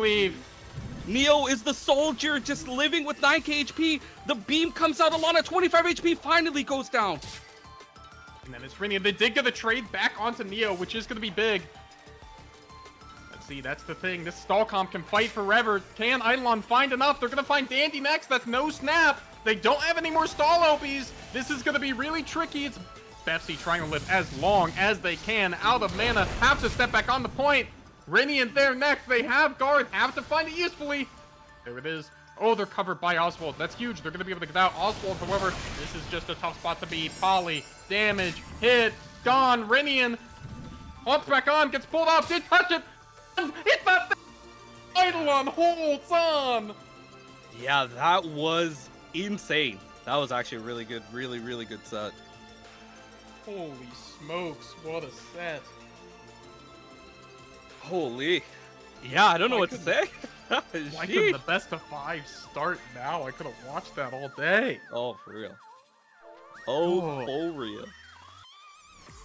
Yeah, that was a really rough fight, because once you pop the 2 stall LBs, I mean, if you don't get anything in return and you let them reset, Neo got so low, Sparrowhawk got so low. But again, that's kind of the nature of not having enough amps that are coming through, or enough damage that's coming through. You know, the triple support, the double DPS, yeah, you're outputting a lot, you can stall a lot. But once those kills reset, and if they just kind of cycle point, I mean, they're going to have damage again, whether or not those stall OBs are out or not. And they yeah, that's right. They lived through so much. Holy, I thought Neo was going to die. Like twice. Oh my god, yeah. Every time I see Neo go in, I hold my breath, because it is easy to just get exploded as a warrior in those positions, right? And you know, it's because I was thinking it right before Eidolon found their decisive fight to take the lead, because it was right before where they had gotten 2 picks kind of to nothing, and Valiance was just able to stand there and say, no, the crystal's not going to move, and you're going to deal with it, and we're going to get back to a 5v5. You know, I'm just really impressed with how to win those matches, Eidolon has to not give up crystal pressure in the face of Dark and Paladin LB, and then take their fight while they're both down. Because if one is down, they can just stand there, right, and like keep the crystal there. So able to maneuver themselves into those moments, just an incredibly good job from them. It felt, man, for as much as it felt like Valiance was in the driver's seat in the first 2 games, like, you know, when you play with a damage comp like that, you have to be so opportunistic, and Eidolon put on an absolute show for us there. Yep. Yeah, and definitely, you know, no discrediting to Valiance. We're so close to winning every single match too. You know, unfortunately, their tournament day ends here, but really good showing by them. They were playing amazing with the comp that they chose. Yeah. Huge shout outs to Valiance. They played fantastically. I mean, they also put on a clinic that set of like how to take the advantage of kind of the triple support comp and make it work into something more standard. You know, as we saw in that first game, that was so narrowly decided, and that, you know, with the 1-for-1 on the other maps, that ended up being it. So I do want to give huge shout outs to them for their performance today. Oh yeah, agree times 2. And looks like the PF is actually up. Oh, I'm ready. I'm here. I'm joining in. That's right. No breaks on this train now, as we're coming to the other semifinal. As it's going to be Killing Time versus Battlebred on the other side of the bracket. The winner of this will be facing Eidolon in the finals. Yeah, it's going to be pretty interesting because I know that Battlebred also doesn't run the Paladin, but they do run the War Dark for the two big guys up front, right? Right. Oh yes, And the big guys. I think that the normal train of thought is against the triple support, you just run quad support because you just outstall the stall. But since there's no Paladin here, I assume probably they're gonna opt to match with triple support.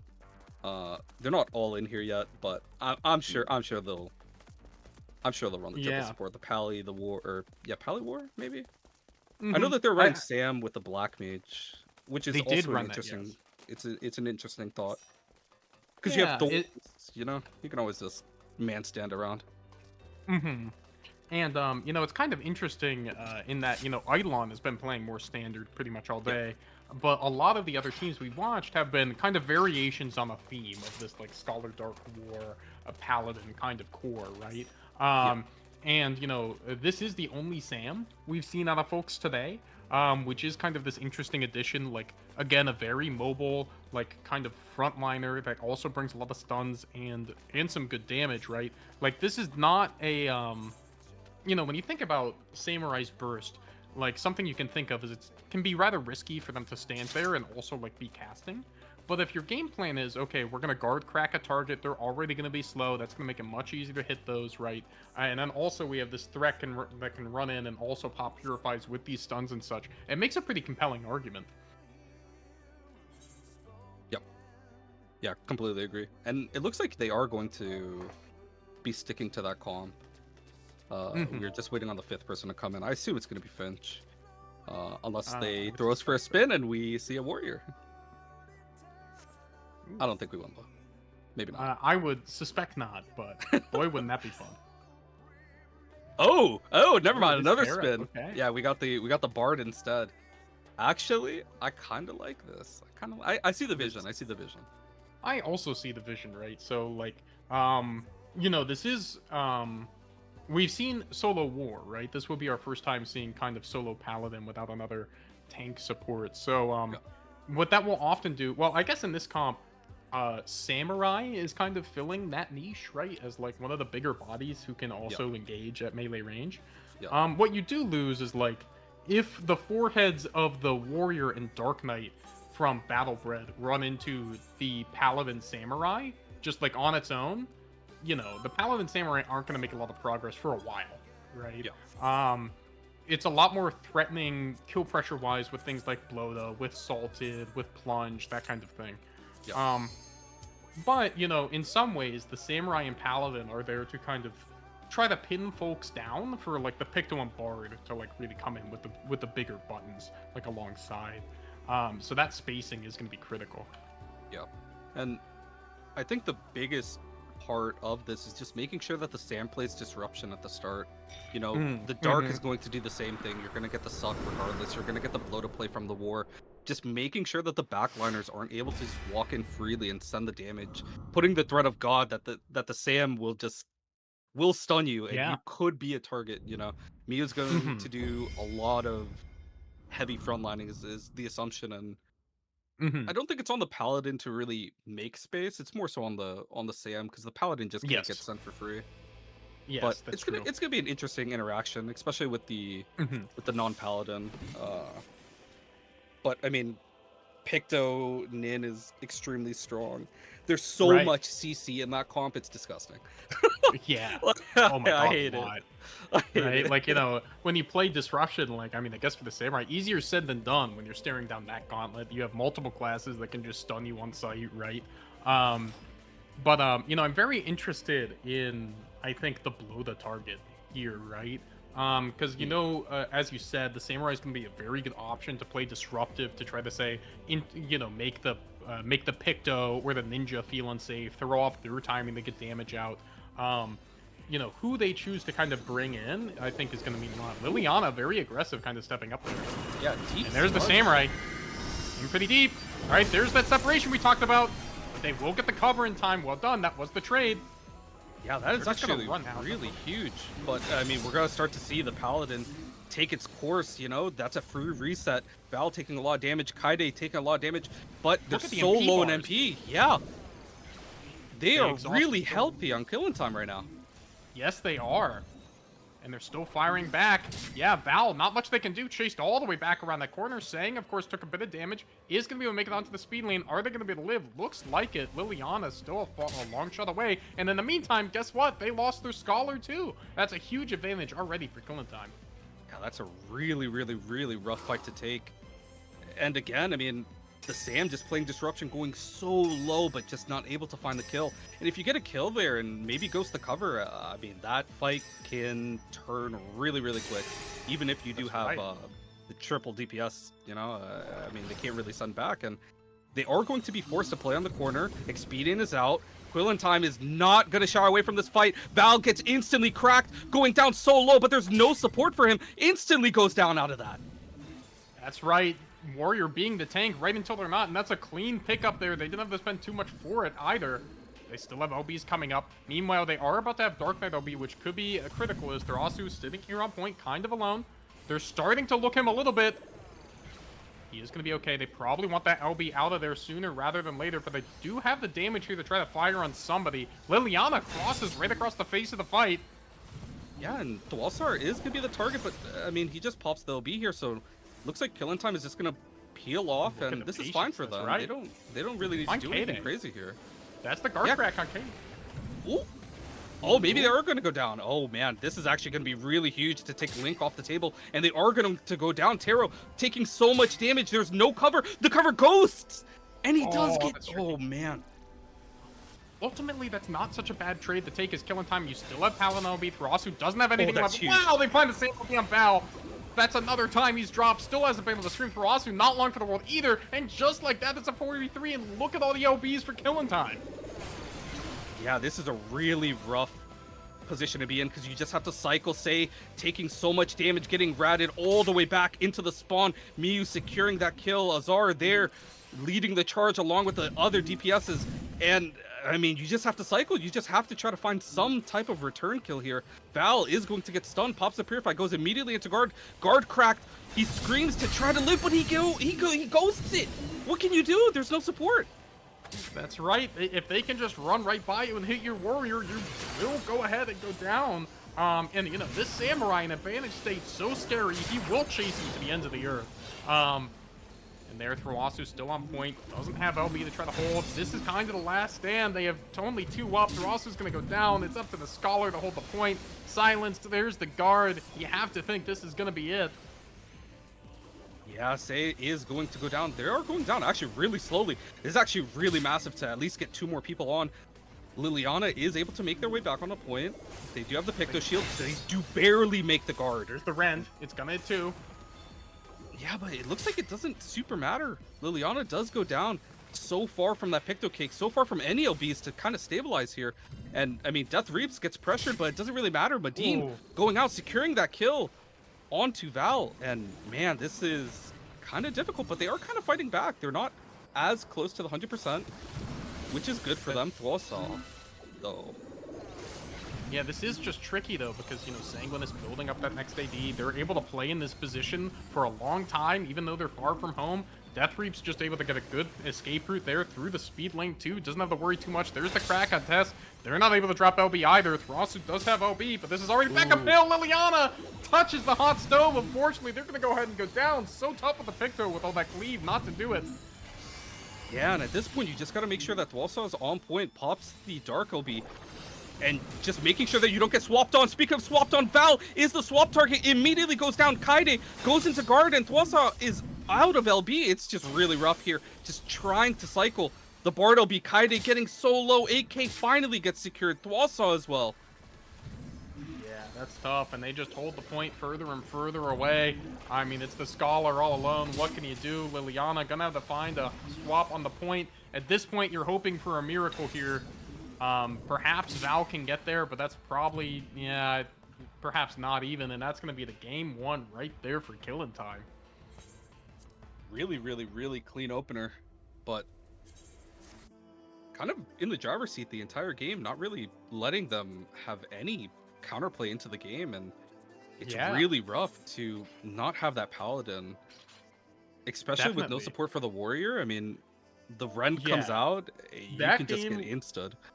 looks so hard to play for the Warrior, right? Like, you know, you're the player who needs to start making some openings, right? Your bloat is going to be critical to get some people out of position in range of the team, right? But you know, without a ton of people who are able to back you up on the back end in terms of getting you those critical shields, you do have Picto Scholar, don't get me wrong, right? But you know, if those ever get separated, if there's a stagger situation, it's just going to be so hard for you to make any forward progress. And we saw the execution with the three DPS be so strong for killing time. Yeah, and looks like Battlebred is going to pick Clocktown as the map. It's pretty good. You know, you benefit with the Warrior on the Dark Knight, especially in the opener. You can kind of That's right. get a pretty big advantage in terms of the HP bars because you're forced to purify, you're forced to guard if you get caught in a rough spot.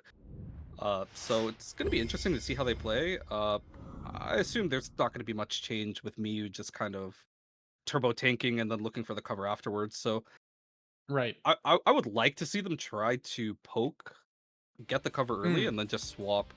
I mean, the pay is going to go on to Miyu Moon regardless. You have to look at one of the range as soon as they walk in.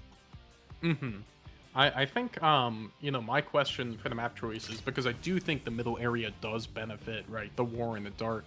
But a lot of times what we'll see in these kind of situations is Killing Time might just play their corner, right? Around the side of mid. And then my question to the other comp is, like, how do you get through? You can't. Like, how do you break through the wall? You can't. Right? Because, you know, you have an advantage if they fight you in space by the mats, but they don't have to. So, you know, that's my question is how do they start that fight? And if it involves the Warrior, how do you keep them alive longer than, like, one guard? Yeah, this Meanwhile, is an interesting no fear split. from Astra, by the way. Yeah, this is a really interesting split. They opt for like a 1-4, and it is not working out super well. Terra That's the takes cover. the They chain. got it early. Yeah. Oh, Liliana they're might be in completely trouble. safe. Ooh, and the Picto Smudge creating so much distance, able to make it to the potion. They are A-okay. Able to get out of all of those dashes from that Samurai. Yeah, Miyu Moon speaking of the also Samurai. guardless now. Gets bullied a little bit. I mean, this is kind of a dream scenario for Battlebred. They're going to try to find Taro.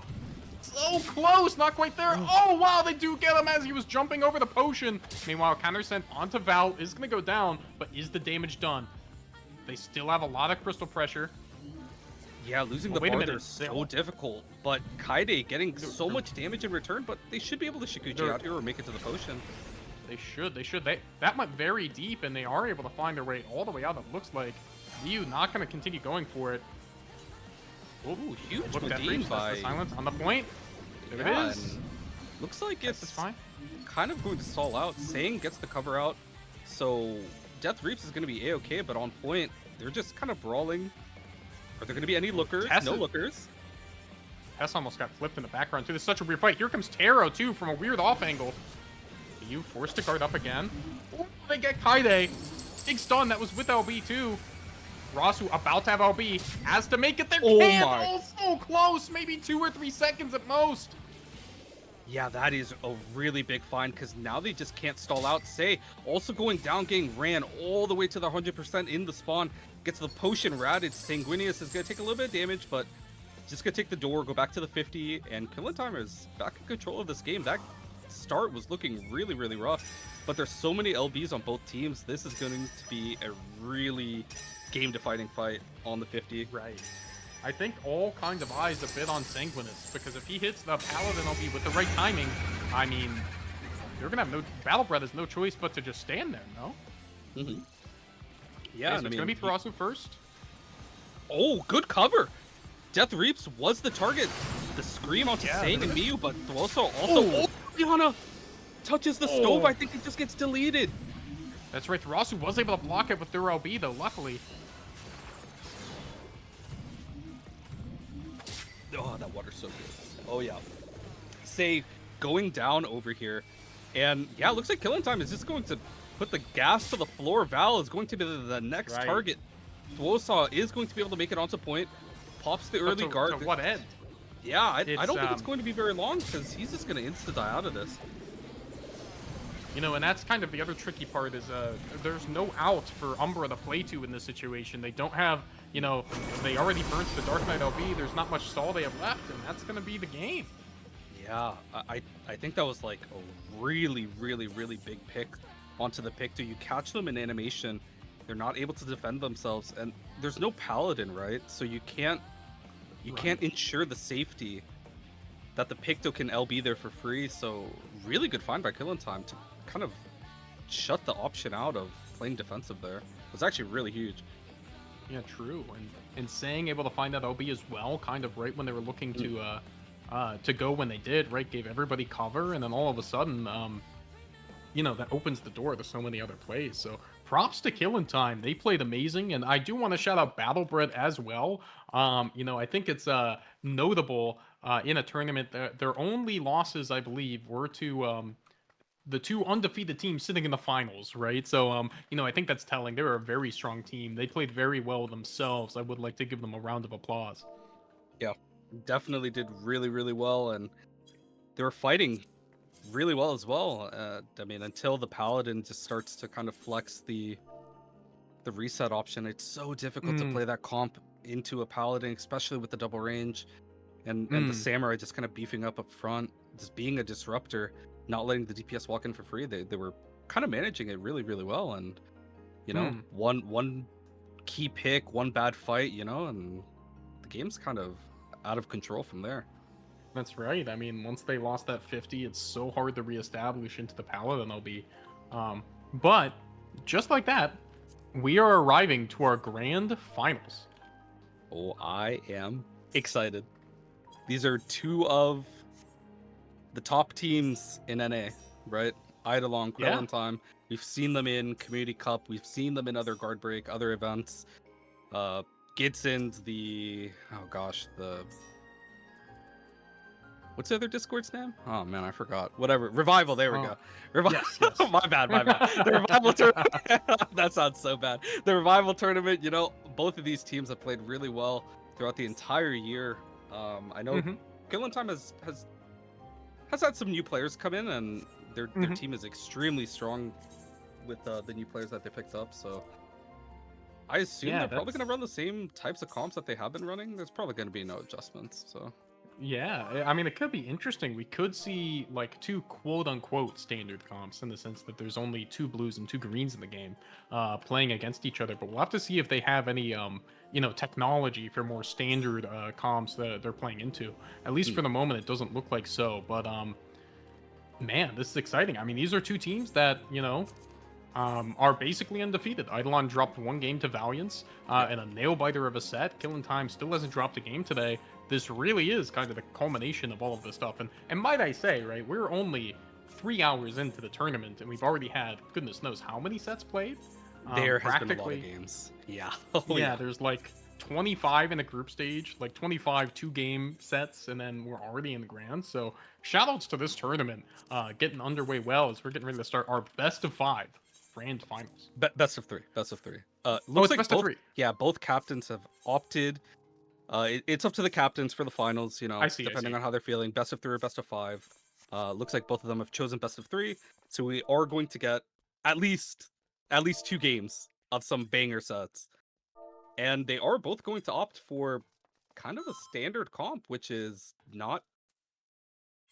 You don't see this very much. I'm just going to say that. Yeah. You either see triple support or quad support with a Picto, or, you know, you see some weird stuff, but this is peak. Metagame wise, this is not the most popular, but you know, with comps like this, we are in for a treat. Make no mistake. Like standard on standard, I think is some of the most fun you can see in CC.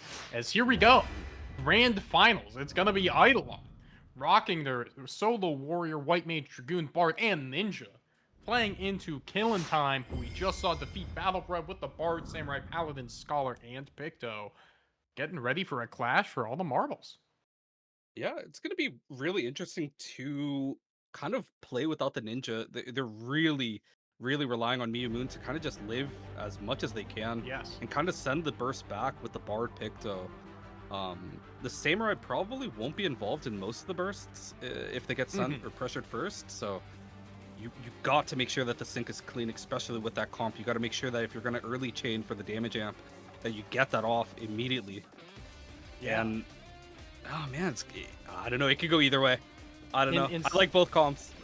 I do. I like In both some teams. ways, it's almost like who lives longer, Neo with his support or Miu with their support, right? Like, which one yeah. of those two goes down first? You're gonna lose so much disruption. The like DPS engine of the other team is gonna get so active. Yeah, and looks like the opener is going to be really slow. Miu Moon is going to walk up, try to take a little bit of space. Neo thinking about the bloater, but looks like Killing Time's just going to play slow. The shield spread from the Picto. Not very much going on here. Fireball coming out from Vestel. Just getting a little bit of poke damage just to take off the shields. And not a whole lot going Neo on. in Neo- onto Neo. That's a quick guard. Doesn't take too much in return. Did burn their shield though. Oh, there's the Wormwind coming out. Sparrow in deep, stunned up. Is that going to be the go? Guard broken already. Meanwhile, Death Reap's very low. Gets covered by Sanguinus. Yeah, Haven't seen a death yet. Yeah, the Paladins starting to flex their muscles. The cover coming out. Oh, good So guard on Neo- that Loda. Oh, man. Oh, Yeah, and this is exactly what we're talking about. Once the fight extends, you're kind of having to play really slow. And Sparrowhawk getting ratted down all the way in the back. The Medine comes out. The Payon just ensuring that he can live a little bit longer. He is going to make it to the potion, and there's going to be no follow-up deaths on that. That is actually really huge. that's really big. Are they going to opt to try to stop the touch? They will not. They're going to get it. Neo running back right now. That's a pretty big group if he wants a... Oh, they send it deep. huge Death Reap. read! Great! It's just the laser in the onslaught. Goodbye, Miu Moon already at half health too.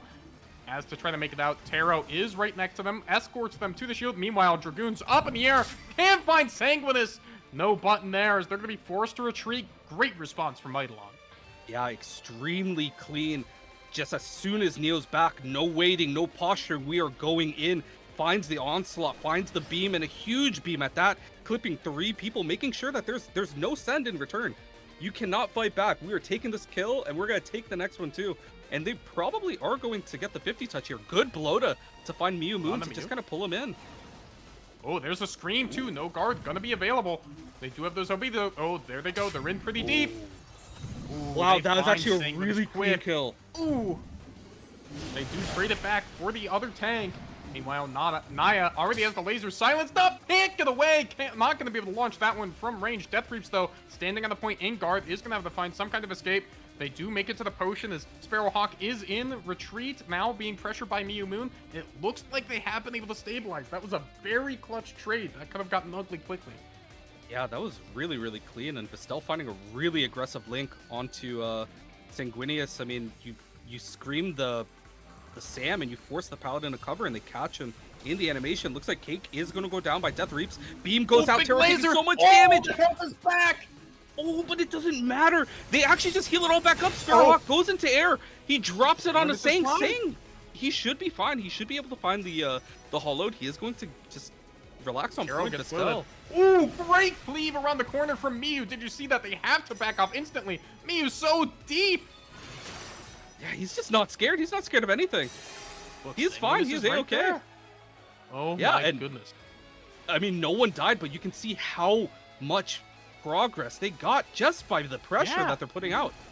Oh, wait, that's Sang. Sang quick Sang. does eat the blow. That guards eventually will get polyed on the speed lane, and they do get a Vestel. Great job. We'll use that. Now rolling. Miu Moon. Oh, drops that. They don't quite have OB yet, but that will keep them mostly safe. Yeah, Oh, looks and like they they're get gonna- Taro back. Opt to maybe reset. Taro is going to get caught out here. He does pop the guard. He is going to make it a speed lane, and yeah, it looks like they're going to Definitely fully not that reset costly. after that kill. Yeah, it really, That's really right. wasn't that costly. That was actually really surprising. I thought that Killing Time would have tried to at least get an LB or two, because now you're going to be fighting into Scream, Beam, Yeah. and kind of a lot of things. I mean, you know, all it takes, as we've seen, is like an Onslaught. Wormwind Bean does a huge kill. Miu already going to go ahead and start this disruption. Not going to let them have this corner for free. That will be a screen out the other way. Sparrow, Screen Beam! Just like you said, they're already gone. Sparrow throws that Wormwind a little bit late, but it will cleave a couple on the way through. That's great Yeah. execution there. Goon up. Goon in the air. Oh, this could be deadly. Oh, it's huge. Oh, this is really rough, and Sang is also going to die on point. And looks like also Death Reaps is as well. He did spend the cake to try to stop the 50 touch. They did take a lot of LBs for it. They're going to have Scholar LB, Sam LB for the next engage. And you're so close to the end of the game, 15 seconds left. The point is breaking. They probably are just going to be right before Yeah. the point where they need to push past, and this is a really rough position to be in.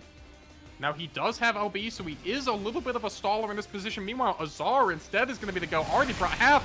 Can't even. Oh, wow! Sang gets to him barely. Oh, and they get Naya. Will clip the Sam with that. Huge job. That's going to spin things pretty hard. Miyu does go down, but is the damage done? Neo already taken low, trying to make his way out. Looks like he will be able to make it. Sparrow, however, also taking some damage. Sanguinus is going to be the rat trying to make that happen. Back on point. We do see Azar is going to be holding that pretty comfortably. Vestel has to stay on. Fallen also escorting him there. Eventually, Death Reaps is going to go ahead and be able to convert that kill on Neo. And here comes the cavalry. Eidolon, get ready. Guard break on Vestel. We'll get this. We'll really get good the Shikuchi out, though. Yeah. And that's right. Not too pressured. Yeah, the Medine to follow, but not as much damage to follow. Sparrowhawk gets guard cracked. So much damage goes into the air. Sanguinius just matches it with the Hollowed, and they're just going to send him out of this because there's no Paladin. You can just run this down to the end of the earth from one side to the other. It makes the potion, but it does not matter. Their damage is there from the Picto. And here's the Bardo be so much damage on the Sanguinius. He gets the payout, but he goes down. Oh my gosh. This is getting so close. They have to be very careful. You're losing Sanguinus. Is very painful. Miyu's also down. They don't have any melees left, and they have to try to stall. Laser is soon. Oh god. They might both get lasered. Oh wait, Naya goes down the back. Beg pardon. It's all on Azar. Really rough. Oh, that's the push. They're both on. Oh my gosh. Oh my god. It's close. Guards the whirlwind. Is rolling here Taro's too. right there. Oh, he does get covered. Okay. So Death Reaps. Sanguinus is able to get to him. Yeah, it gets the Picto LB out. Sanguinius is able to kind of stabilize everything. Neo getting ratted down. He is in pay for a little bit. Gets the potion. The Bard knockbacks actually doing so much work to get so much progress here. Sanguinius is really low. No MP, can't purify the silence. The damage from the Bard coming out on Sanguinius, but they're not able to find anything. Sparrowhawk taking so much damage, gets the chain, and finally goes down.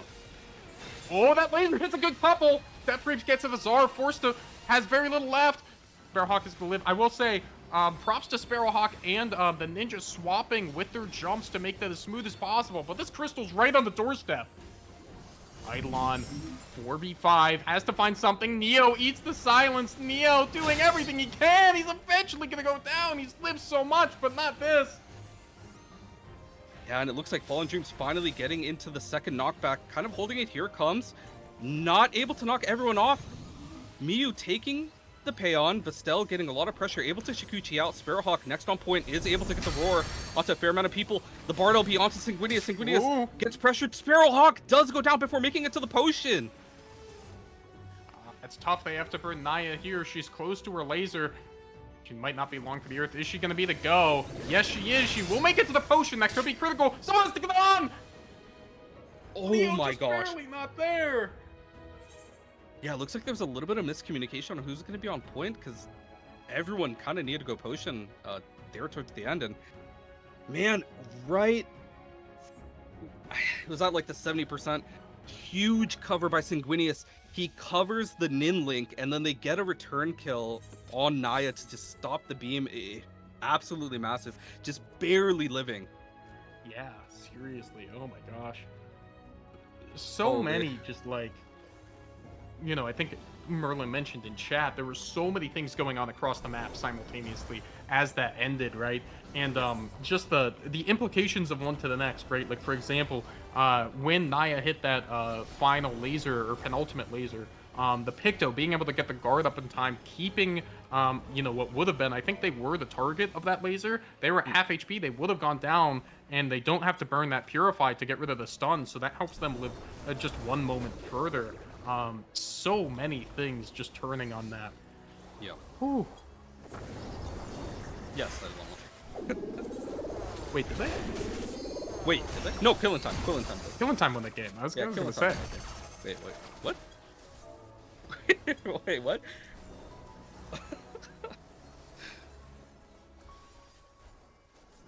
Wait, so then why didn't... I don't know. Am I confused? Yeah, did I just, like, lose my brain? Is this a fever dream right now?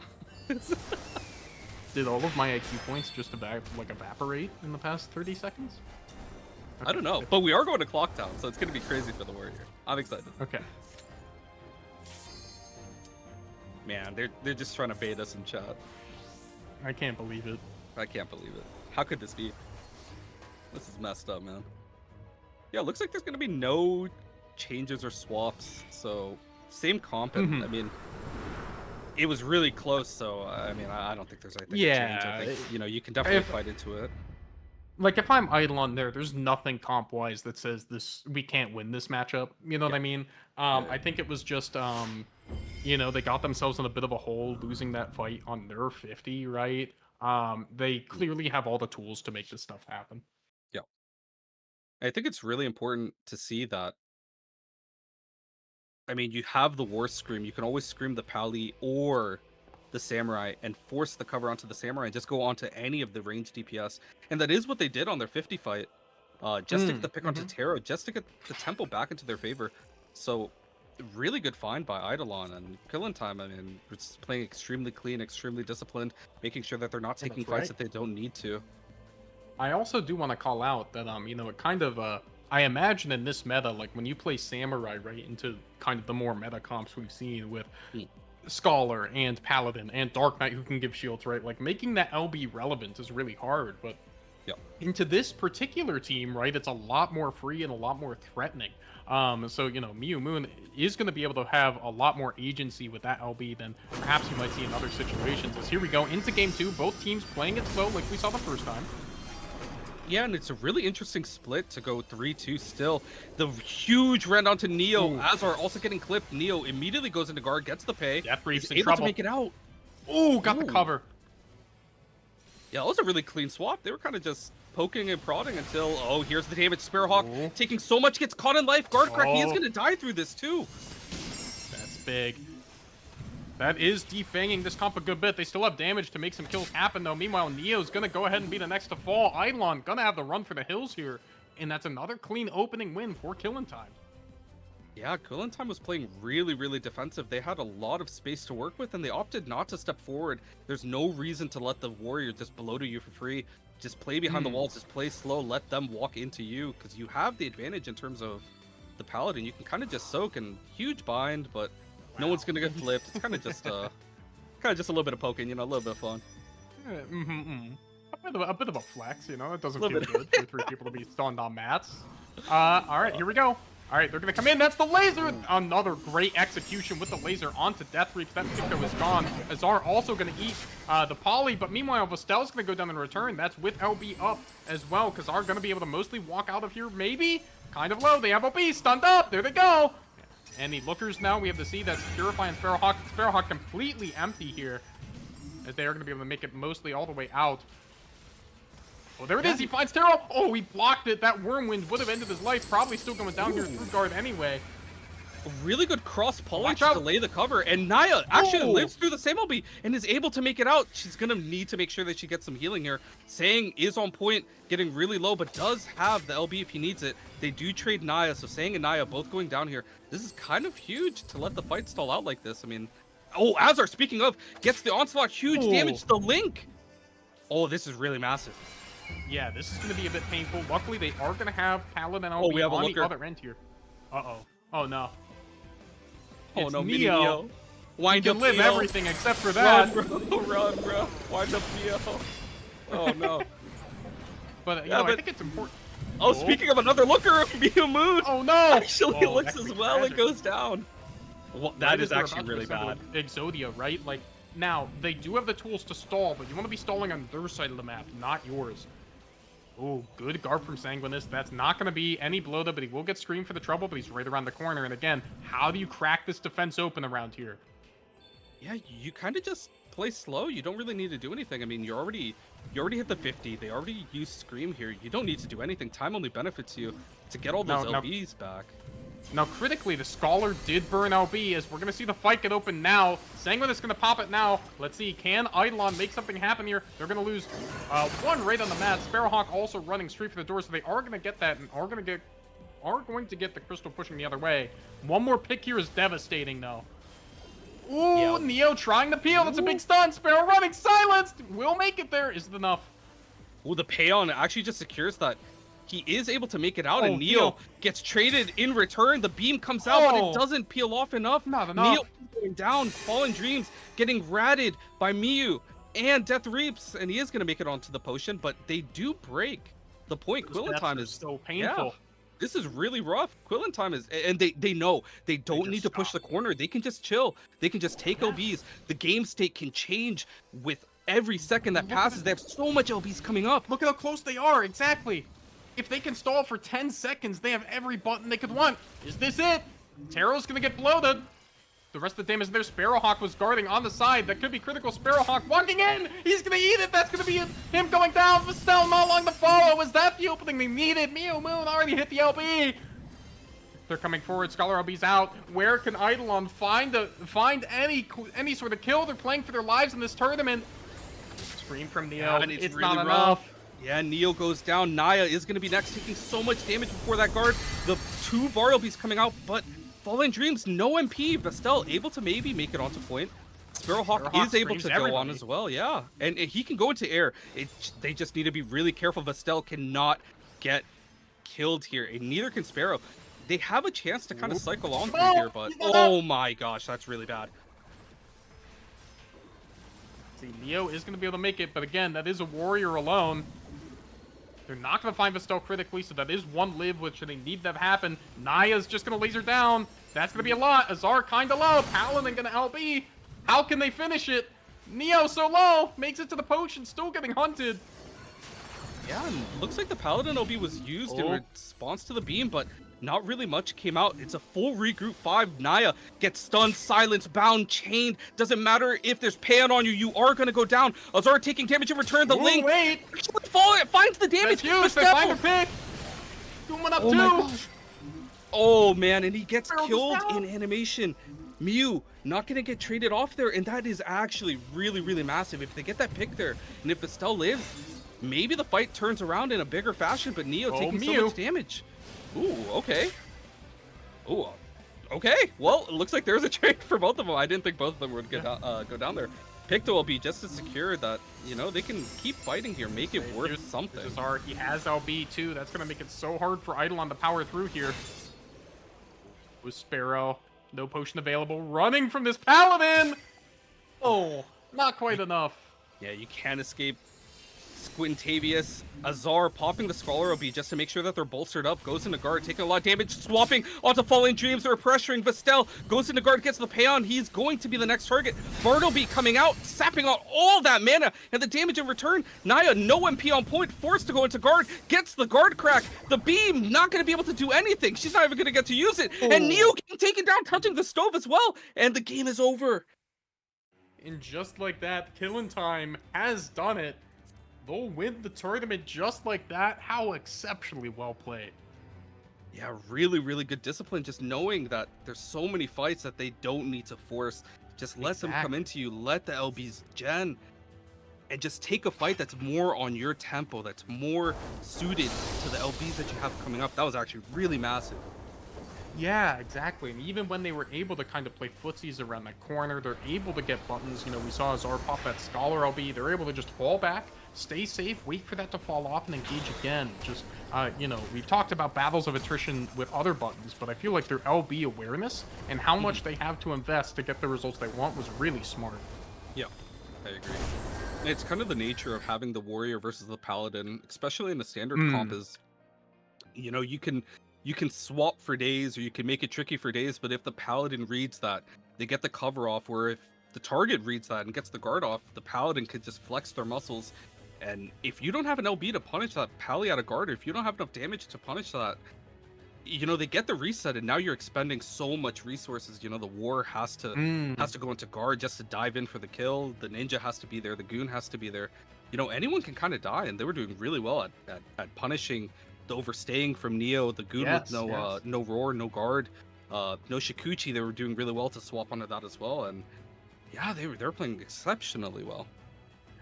And I do want to shout out Eidolon, who also played just electric this entire tournament. You know, we saw them also going, I believe, undefeated in the group stage as well. So, you know, props to them. They went pretty crazy. Or beg pardon, I think it was... No, that was in the bracket. So, you know, they played electric as well, getting here. And even in the finals, they had a pretty great performance, too. All of those games so very close. And I do want to congratulate them on a very strong second place finish. You're gonna be taking home 20 mil, a fat 20 mil. Oh, whoa. 30 So mil. that's a lot awesome. of gil, bro. That's a lot of gil.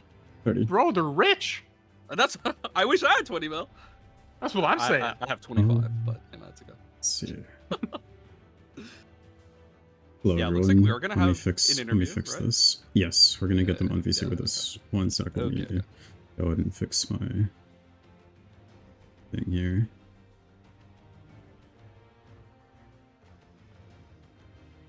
For some reason my reactive isn't working. Let me see. Browser.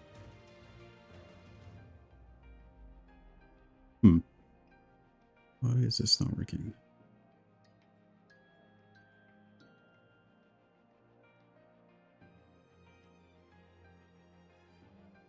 There we go. Okay. Let's make me much smaller. I should be on screen now. Hello. Give me 1 second. Let me get full in time in here with this. Ready? Sounds good. Alright. Yo, can you help me move them in here? Please? Yes, I can. I think I got it, don't worry. Hey, can you help me move them? Nah, I got it. I got it. Yeah, okay. Oh, Yeah, hello, okay. I've arrived. Hello. Let me Hello, make hello. sure you guys are okay Hey, on screen. everybody. 1 sec. You got to put that one in quotes, Taro. Oh my god, why is he reactive that? That's insane. What the hell? What is your reactive? Oh my god. What's wrong with the reactive, bro? What's wrong with it, Nothing. bro? It's okay. It's perfect. It's fine. Make it bigger. Is this everyone from Colton Time? No, it's okay with being here. There a problem Mine is with the Vader. reactive, bro? Minus Vader. All right. Vader Okay, would like well- to join. They're welcome. Vader can't join because it apparently requires phone verification or something. That's insane. Oh, no. This guy doesn't have a phone. Crazy. Okay. Well, first off, Well- congratulations. Yeah, congrats. I think you guys really played out of your mind today. If you had to vote on an MVP for today, who would you say it was? Not all at Yes. once? Yes. Okay. And why was it Death Team Roots? effort. Why was it Azar on Scholar, bro? Because he's playing Scholar. I don't think we vote MVPs. I think we pick someone who played poorly and just chastise them until the next game instead. who would you- It's kind who of was like that? the beatings will continue until morale improves situation Yeah, over who- on Killing Time. Who's Who getting would the you say? lashings? Yeah. Is it Taro? Yeah, Who my was it? MVP is Vader for tolerating sitting there playing Scholar for us. Oh god, yeah. Oh, that's true. That makes sense. Sure. Good percent. Um, You know, he was controlling the reins. You know, he had to rein us back in before we go into crazy diving. Yeah. You know, it's come back to the point like no. Yeah, one question I did have for sure was for Death Troops, you know, playing the Picto, you know, swapping off from other jobs. What is your backstory and are you single? I already knew Wait a that question. My backstory is Oh, I'm just a God. guy. That's all I am. Rin would like And- to know if your profile picture can stop doing that, please. I would like to know that too. That is, would like to know that is yeah. Let me tell you, when we're watching VOD reviews after, and I'm sitting there watching a screen share, and I just see on the bottom this. oh my god. Okay, but real question about the game. I promise this time. Playing against Eidolon, you know, they love to run the standard with the war. Was there anything special that you guys kind of cooked up for that? You know, making sure that No, not if you don't have a overshowing or paladin, you anything? die. Yeah, Yeah. I It was kinda just see that. kill the person who's not getting covered, but there's no paladin, so there's no cover. Yeah, even coming. Pan can't save you where we're going. If you don't have a paladin, you just die. We'll just hold I up, mean, you'll the- die. The only like lose condition we had was if we just let ourselves get repeatedly one ticked. But if Yeah. somebody doesn't get one ticked, then you know I can save them or Vader can save them, and then it's kind of a one fight. As long as we I don't also get have a- spread apart from one another and we play with the Scholar, tools we have to not get ran over, like the comp is more brawly than theirs, and we have ways to make their calls not work, where like that Mm. comp has to just send. Like, we can just hold W at a guy and they die. Yeah, I mean, if we win the opener, then we're probably getting LBs quicker to offset the white mage LB coming up too. So as long as we kill the white mage and we don't lose at 60 seconds, it's Yeah. I think pretty much in our favor when it comes to LB tempo later too. And having Samurai LB as the threat constantly looming. Yeah. I is think nice. it's just like if their call goes wrong, it's like way wrong, and if our call goes wrong, we just kill them slower. Like, Well, it's I mean, still and they a- didn't have Picto Cage. So if there's Yeah. no Picto Cage, then that makes life a lot easier, 2 to 105. And if we can delay the Warrior LB to 105, then, you know, Picto LB is going to win that. And as long as I don't get screamed, I can cover the Picto, I can cover whoever gets hit. You know, I think Warrior brings a lot to the table, but I think with the rest of the tools they had, it's not enough to overcome just the defensive utility Scholar, Bard, and Picto have at certain points in the fight. I have a question for the team. The patch is on Tuesday. Is there any helpful potency changes you want? I would prefer it if they kept everything exactly the same Yeah, before I would- CCRC. As much as there's a million things I wish were different in the game, I think it's like when there's a patch before Worlds for Yeah. League of Legends, like they don't like to rock the boat too much. I kind of hope it's like a very minimal patch. But What about Viper though? About what? What about Viper though? If they could keep giving it potency, it's still just not gonna work. I don't. Well, I mean, if we could go back to the days of, triple heal percentage off of Backlash and Xenoglossy or whatever godforsaken patch that was, then yeah, we would go back to that in a heartbeat. But that's not going to happen. So in the meantime, I would prefer things to stay the same. Did you happen to implement the UAV stuff today that everybody was aware to No. try? No. I feel like No, it's we tried team in some dependent, scrims, right? and usually it's it's probably strictly a good thing once you get it figured out. But for us, it felt more like a distraction than a helpful tool most of the time. Like it's just another person calling when we already have multiple people calling. Like Yeah. Well, and I think most of the UAV jobs should be offloaded onto Scholar anyway, because that should be those sorts of macro plays. I would prefer the Scholar to be watching and calming. And I think that really only leaves UAV to do something like guards or LBs coming up. Yeah. And I would prefer my team to be aware of that anyway. But it's nice to have. It's just we have a lot of yappers on the squad already. So adding in a sixth person, it just ends up, kind of becoming a little bit too much noise. Yeah. And when you send someone, oh, this person doesn't have guard, and we're in the middle of making a call, it almost makes things harder because there's a sense of like, wait a minute, are we supposed to attack the guy who doesn't have guard, or are we going to stick with the original send? And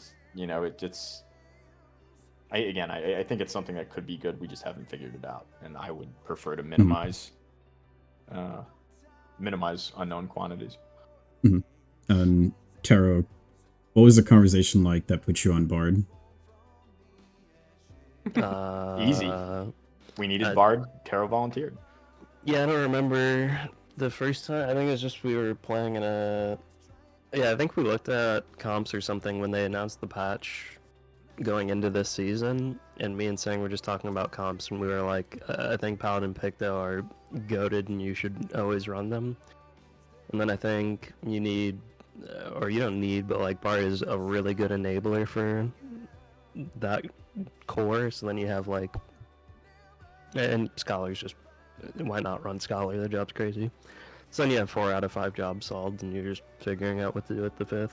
But Yeah, I'm interested in the choice of Oh, go ahead. No, go. It's fine. I've talked enough.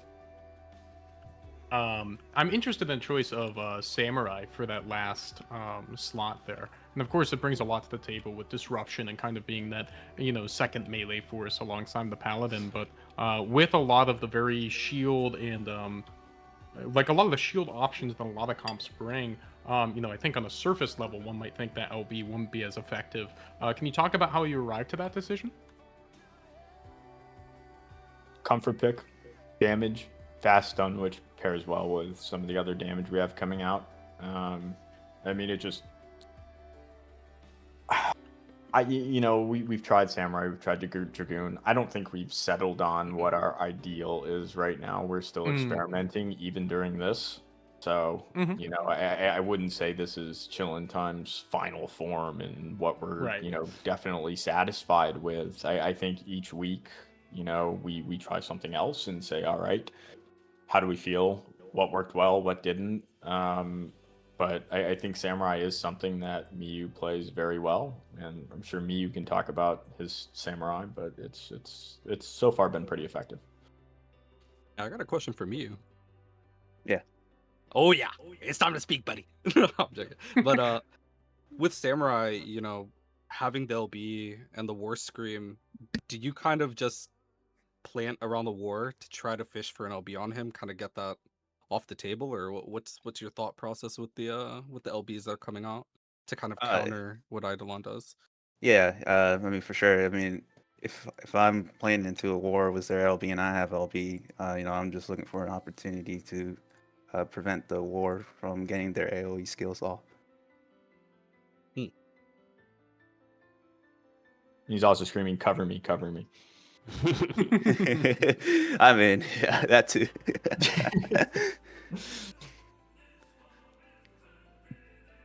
I think we did that twice, where we've someone tried hits a number of I get things. the cover, he hits the LB, and it means that the Samurai can't die during the send either, which is nice.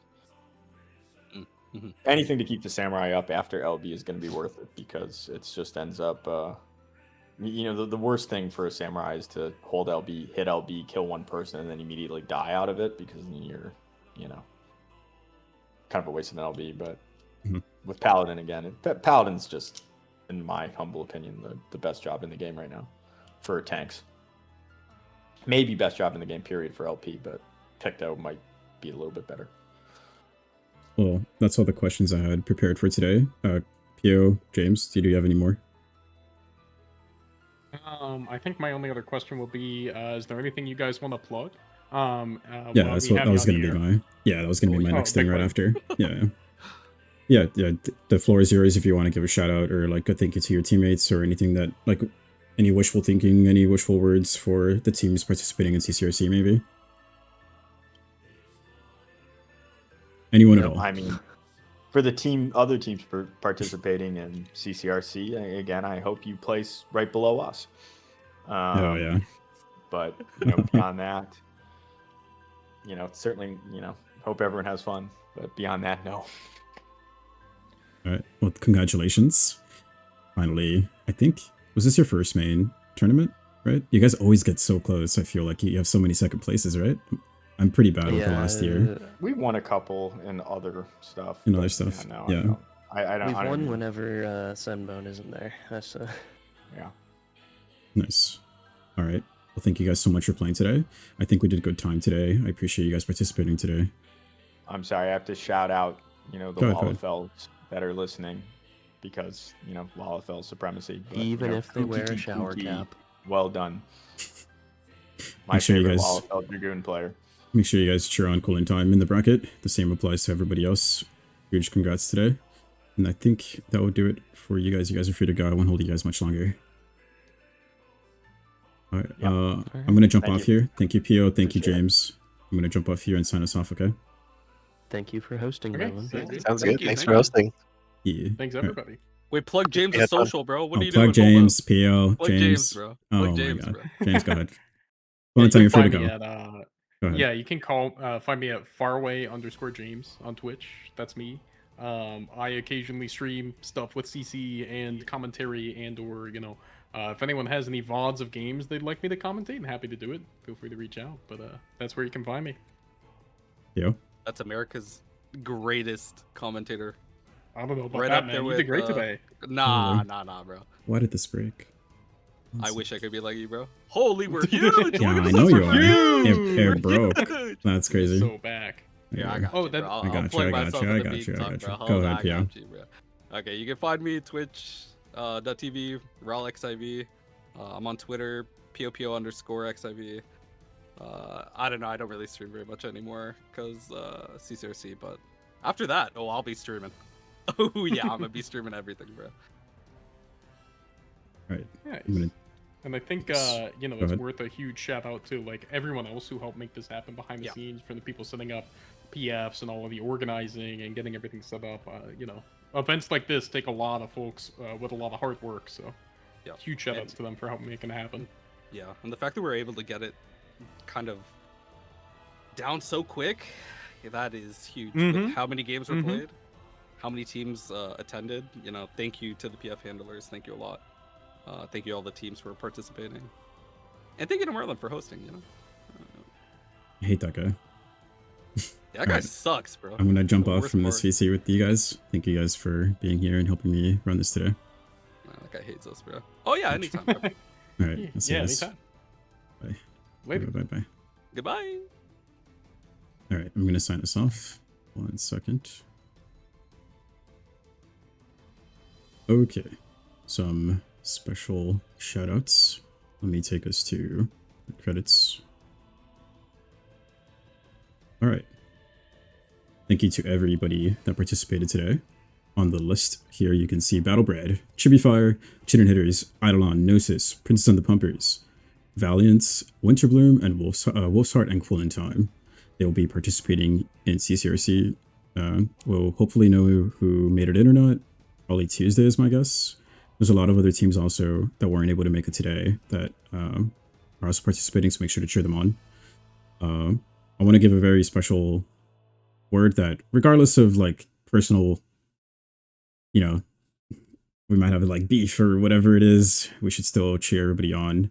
We already play like a very niche mode in a very niche game. So I think we can put our differences aside sometimes, make sure you cheer on everybody, and hopefully we have some good games. That's at the end of the day, that's what everybody wants, right? Shout out to everybody on screen that you can see. Chico for making the art. I'm actually going to show that one more time. Let me go here. I should be unmuted. Insane art. They're the Gnome Child or Chico on socials. They've been helping me bring this funny graphic to life. I'll like draw like little small gimmicks, but it's all them that puts in all the work and some funny like graphs of like NA funny things, right? So they've made 3 arts this time. I do want to give oh my god, I can't believe Celavi's here. It's actually really cool.